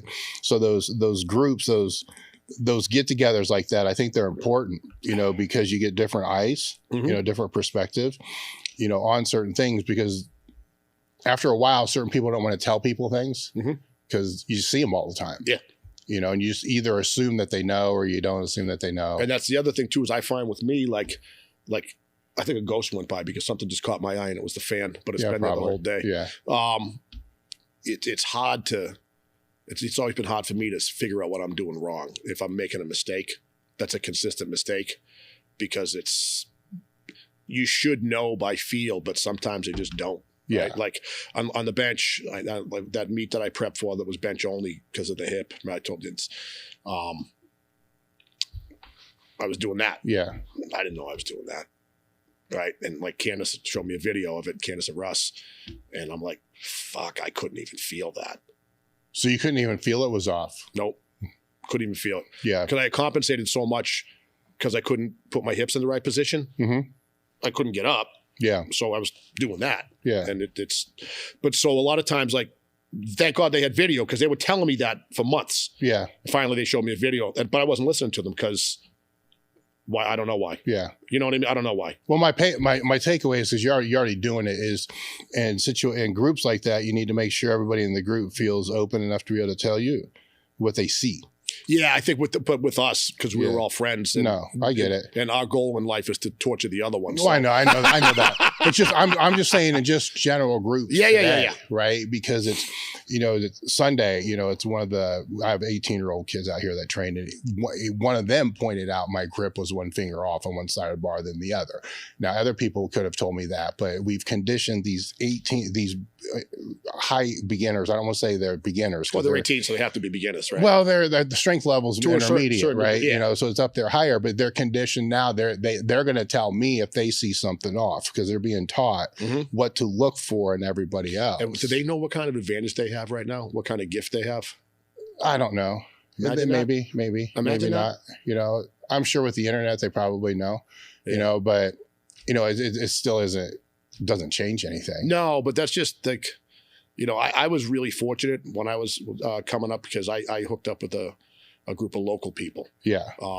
To bring me up along the way. Sure. I knew that they were really strong, and I knew that they were powerlifters, and I didn't really know how good they were and how much of a gift it was to have those guys help me out. Do you know what I mean? I think it takes time to figure that out, because with anything, you really don't know what its real value is until it's gone. Yeah. Right. And then you look back. So will somebody under 20 years old understand it? The hell, probably never. Yeah, no, I wasn't. Later down the line, probably. I was probably 21, 22. Yeah, probably 21, 22. I can look back. I came up through really amazing environments for powerlifting. Back then, at the time, I didn't know any different. That's just what it was. But there really wasn't one in my area. There was Golds and Everett where I trained, and there was Olympia, but there wasn't much in Mass and Boston area. You had to go to Maine up to like Russ Barlow's place. That was the hardcore barbell. That was the shit. Yeah. But these guys, it was just this group of guys that trained in the fucking corner. And they were the man. Yeah. And they let me load plates for them and fucking spot. And None of the kids want to do that shit anymore, but that's how we learned, right? Shut up, load plate, spot, and then you train and we'll give you some pointers. You're still around the strength environment through strongman and powerlifting 3 decades later. You know, I don't want to ask you the question of what's different, because it's easy for everybody to point out and it's easy for everybody to criticize and so forth. What do you see that's still the same over the past 3 decades within those cultures, with the meets that you run and the shows that you run? What's still the same? What's carried through? I think at the local levels, and strongman's different, right? So strongman's different than powerlifting. But I think the thing that's the same is We'll take each independently. What's the same in strongman? If you just went in your class and you're cheering the next guy in your class on. Mm-hmm. But that's unique to strongman, I think. Mm-hmm. I see it sometimes in powerlifting, and you see it at the lower levels, right, where everybody's cheering each other on. But at the higher, you know how it goes at the higher levels. It's a chess game, right? Yeah. But I think that. So would you say that's camaraderie? Yeah. Yeah. Yeah, I would. And I think there's a good deal of that in powerlifting too. But I think even at the highest levels in strongman, at least I'm kind of out of strongman at this point. But I've competed at pro-ams and I've been to this and that, and they're still supportive of each other. They want to win, but it's not the same. It wasn't the same at the higher level meets I went to in powerlifting. It wasn't that you were wishing ill on someone, but you just weren't screaming for them to beat you in the bench. Yeah. Do you know what I mean? Yeah, sure. So I think that's the same in strongman. Powerlifting, that's a tough one, because I don't know what's the same. I think that the camaraderie is still the same. That's where if you take the competition within a weight class out, right? Nobody gives a fuck what you lift. They only care that you are lifting, right? So if there's somebody brand new that's squatting 185 pounds, right? Unless you go to like a super local meet that's got fucking 50 people and 43 of them are beginners and everybody's 55, that gets a little bit tiring to watch over and over again. But you're still supportive of those people. You know what I mean? So that's the same. There's a lot of support, I think, but I really think there's more different than there is the same, at least from what I see. But I don't really get around to big meets the past couple of years. I'm pretty much staying local. Mass, even the past 2 years, I haven't really left Mass. But Mass, New Hampshire, Vermont, Maine. I don't know the last time I've been to a national meet. It's been a while, been a few years.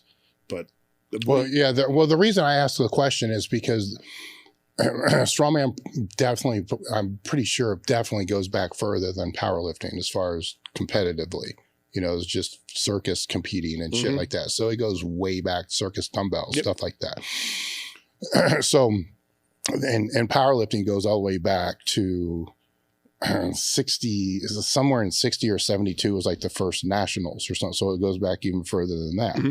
So there's a reason why these sports are still around. There's a reason why they're still growing, right? Because if it was all shit, they would have went away a long time ago. So I try to find what's the commonality that's still there now from 20 years ago, 40 years ago, 60 years ago, because that ultimately is the glue that keeps it together, where people will focus on all the things that are different and not realize that shit isn't what's keeping it together. What is keeping it together? Camaraderie. You just said it. That's what I think is the same. Right? Like people like to see other people train, and people like to see other people succeed and overcome adversity. Everybody roots for the underdog, right? When you're a lifter in a meet, almost everybody is the underdog. And nobody cares how much you lift. It's just that you are lifting, right? But think about the camaraderie you just said there, camaraderie. When you compete, right? And you might see the same people 3 times a year, but you're happy to fucking see them, and you look forward to seeing those people. Yeah. It's weird where I don't find that in other things outside of lifting, where you whatever it is, professional stuff, or with lifting, it's like I used to really look forward to coming out here, even though it wasn't a meet. Because you get to see people. And then back in the day, I used to love going to a lot of meets because Spud would be there. And that was even before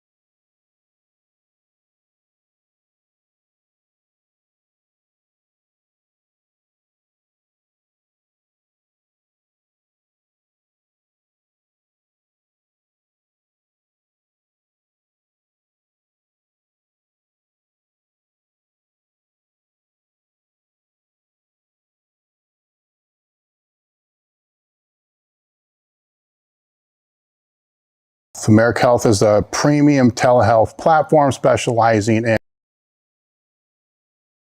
Folding chairs and bench like 800 pounds. I do remember that.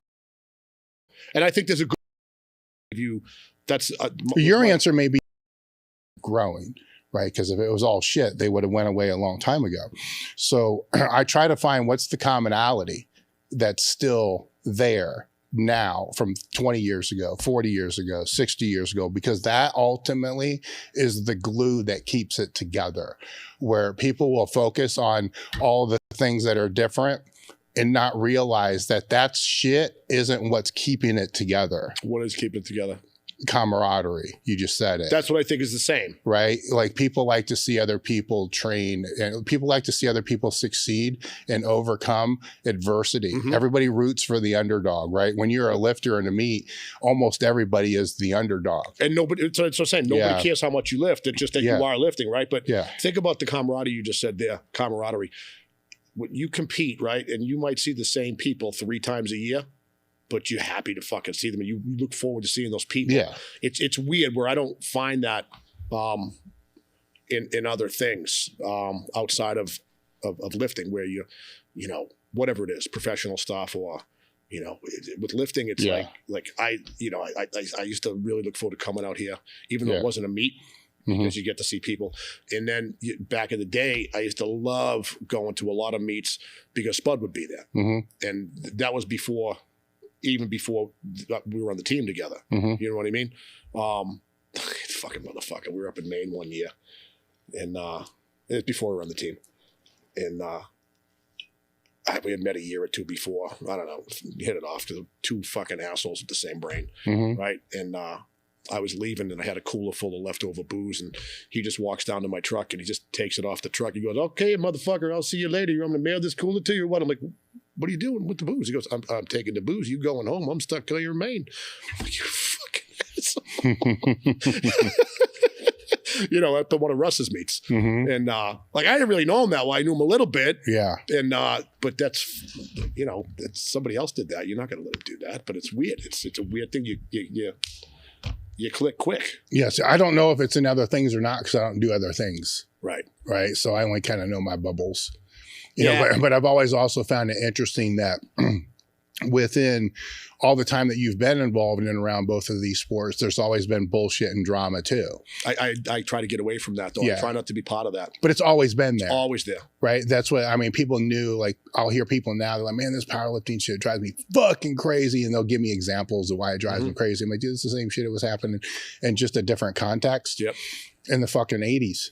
And in the 90s. So my girlfriend loves powerlifting. Yeah. She doesn't compete anymore, but she still judges. Sure. But she loves powerlifting drama. She would like, "What's the gossip?" I'm like, "I don't fucking know. I don't listen to the gossip." "Well, I heard this today from so-and-so." I'm like, "I don't care." Yeah.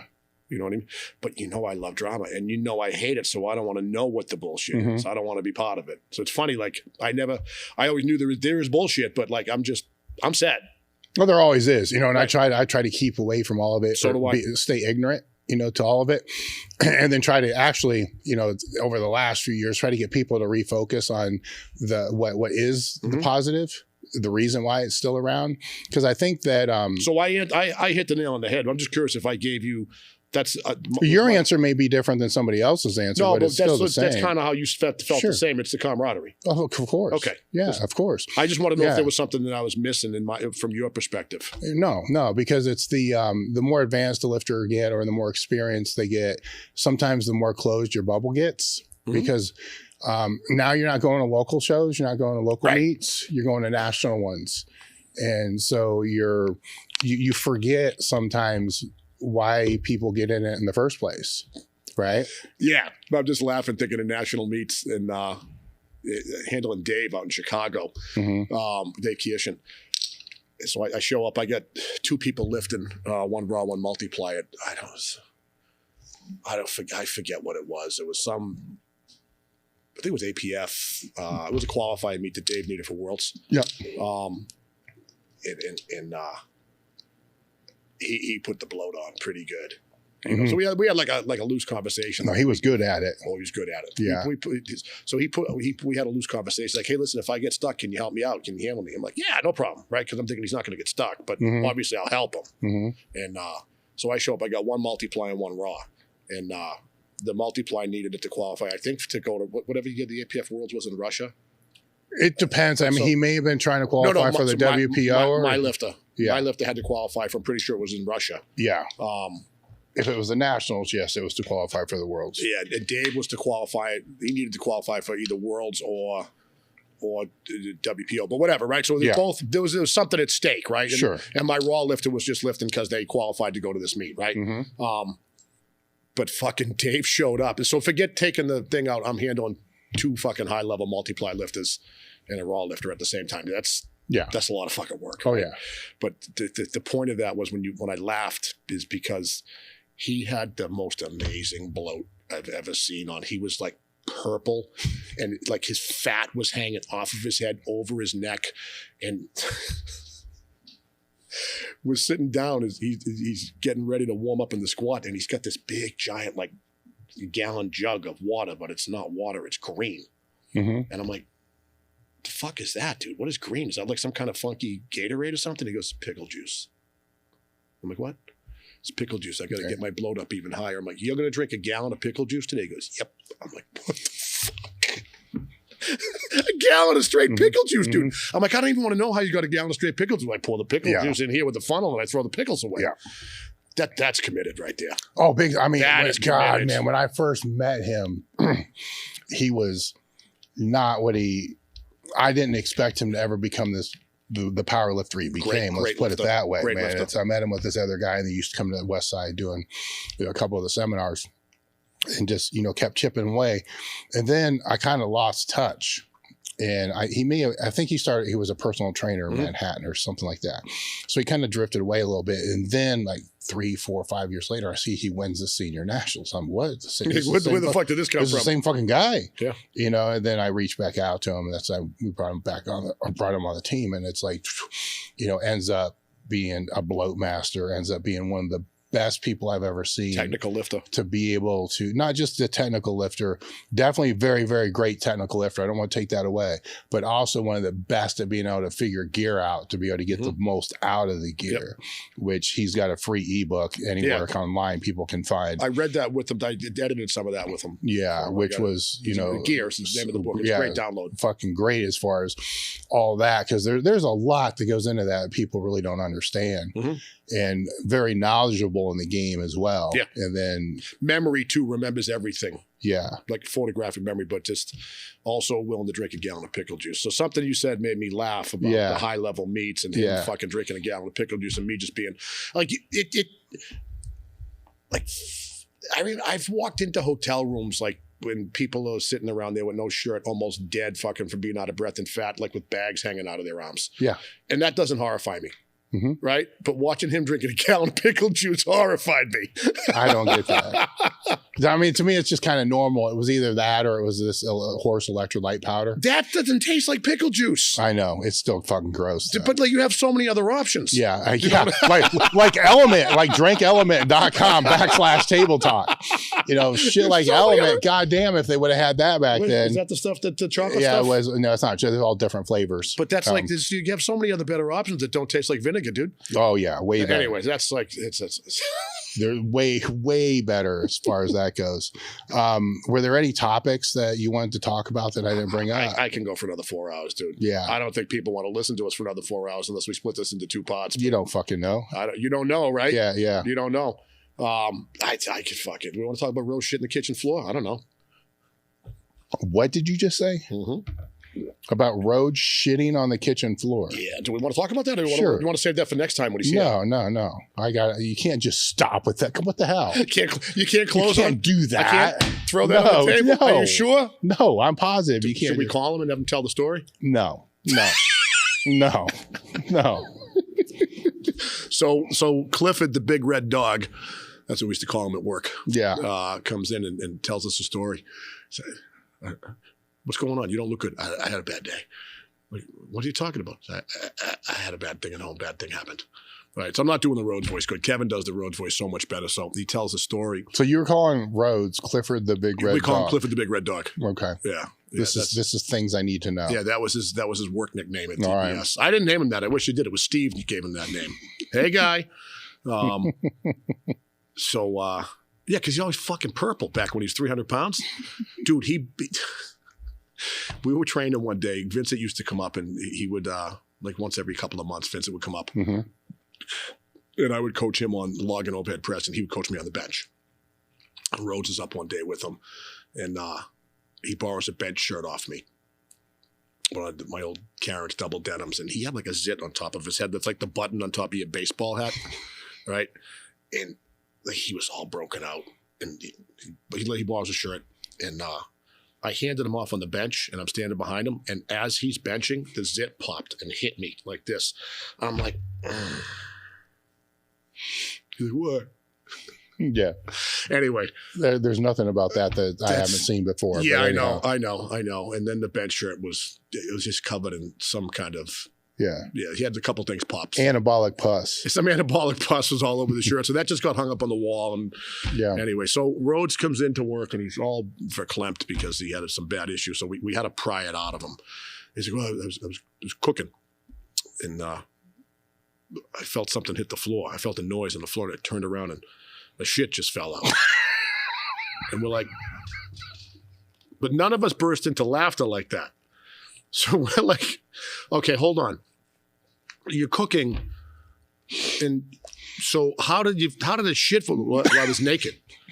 So now we get this visual of Clifford the Big Red Dog, purple and naked, like frying bacon, right?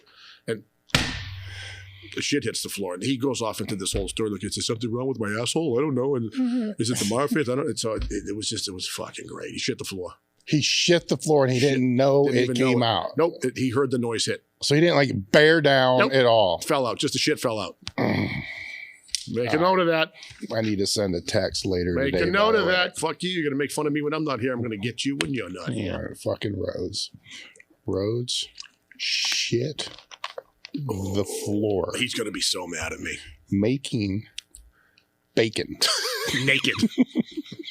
Well, obviously, yeah. I never told you that? No. But I mean, you can't shit the floor if you're not fucking We didn't know, naked. like, if he had, like, a towel wrapped around his waist or maybe, like, a really loose pair of gym shorts and it shot out the side leg. Yeah. You know, he could have had those long basketball shorts on that are really fucking loose, but no. All right. Wait, give me another one. Give me another Rhoades one. Oh, I can't just send one text. I think the abs drawn on with the magic marker is good. Yeah, this is way better. You know, nobody's ever going to top the shit story. No, that's how does the shit fall on the floor you didn't know came out? Well, it's further along. Why are you going to tell anybody about it? Why wouldn't you? And then you wouldn't tell me if that happened to you? I'm not sure I would. I would tell you. I would probably be a little fucking embarrassed if I shit the floor and didn't know about it. I would tell you, dude. You have to tell him that. But I would be a little confused if it just popped out and I didn't know until Well, he was it hit looking the floor. for reasons why. Yeah. The internet was in its early stages at this point. So yeah. Yeah. Well, what would you even search for that? I don't know. Prolapse rectum? I don't fucking know. Now you could probably Google it's so evolved. Why did my shit just fall on the floor? Fuck, that's a chat CPT one right there. Yeah, fucking. Yeah. So I'm gonna, shit. I'll do that, and then I'll send that response to Matt later. All right. Any other topics? I think we got to close on that one. All right. Save some for the next one. All right. So what's the best way for people to get a hold of you? So on Instagram, on Instagram we got a couple of different profiles. My primary one is TPS Malden. Yeah. And then the other one's TPS Method. That's my online membership-based website where you can sign up. I didn't really plug anything, but Elite FTS viewers get a free 50% discount too. Mm-hmm. So what is this? It's tpsmethod.com/Elite FTS, I think. But so what the fuck is on it? You know what the fuck is on it. Get in there. You got a fucking membership to it for free.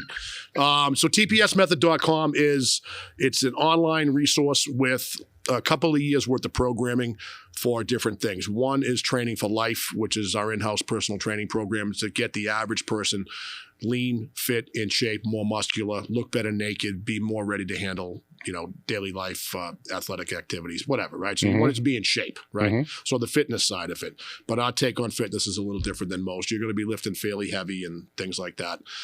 Programs all the way from beginner to advanced. And then, we have powerlifting programs for raw and equipped, from beginner level to, whatever, advanced, if you want to call it advanced. Extensive video library. So everything is, if there's an exercise, you don't have to wonder how to do it. You click the link and the exercise video comes up. A lot of them are only 10 to 15 seconds long, but there's, I don't even know how many hours of seminars on there. There's some good stuff on there too. Laura Phelps' powerlifting seminar is on there. Our powerlifting seminar is on there. One of Jed Johnson's grip seminars is on there. There's some really good stuff. Oh, so you got almost all of them on there. No, we don't have a lot.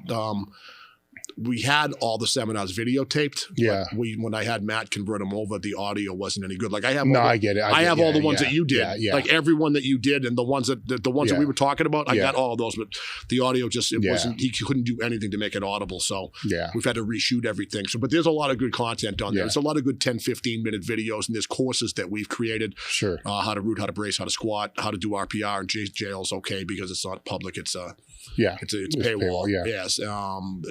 You name it, it's all on there. So it's a pretty good value. It's like $29 a month or something like that. But if you go back to my logs, I'll put it up in the next log.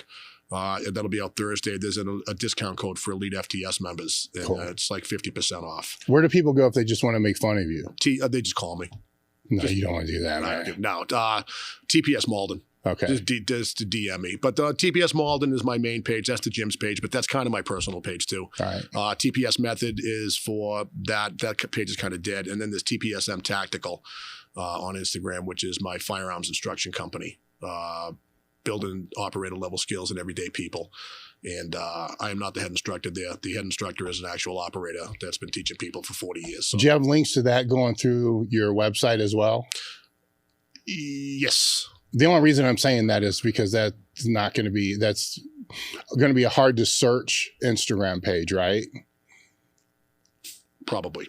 Yeah. Yeah. So I'm trying to give somebody it's an in alternative. It's in my link tree though. So you have a link tree. It's there in you my go. link tree. Cool. All right. Yeah. So if you have a link tree, everything's in the link tree and you can get the link tree from pretty much everywhere. Right. Right. But so like there is a link on TotalPerformanceSports.com, the gym's webpage, and the gun training company is under construction. All right. And TPSmethod.com is pretty easy to remember. Yeah. Cool. I want to thank you for coming out. I want to thank you for supporting the company since 2005. Bro, I've said this to a million times, not to cut you off. I don't think I would be in my life mentally and where I am in the industry without you. So it goes back to you. Did live, learn, and pass on. I'm not saying this because I was sitting in front of you. I've told you this before. But they need to know that he's a good man. And you've done more for me than I've done for you.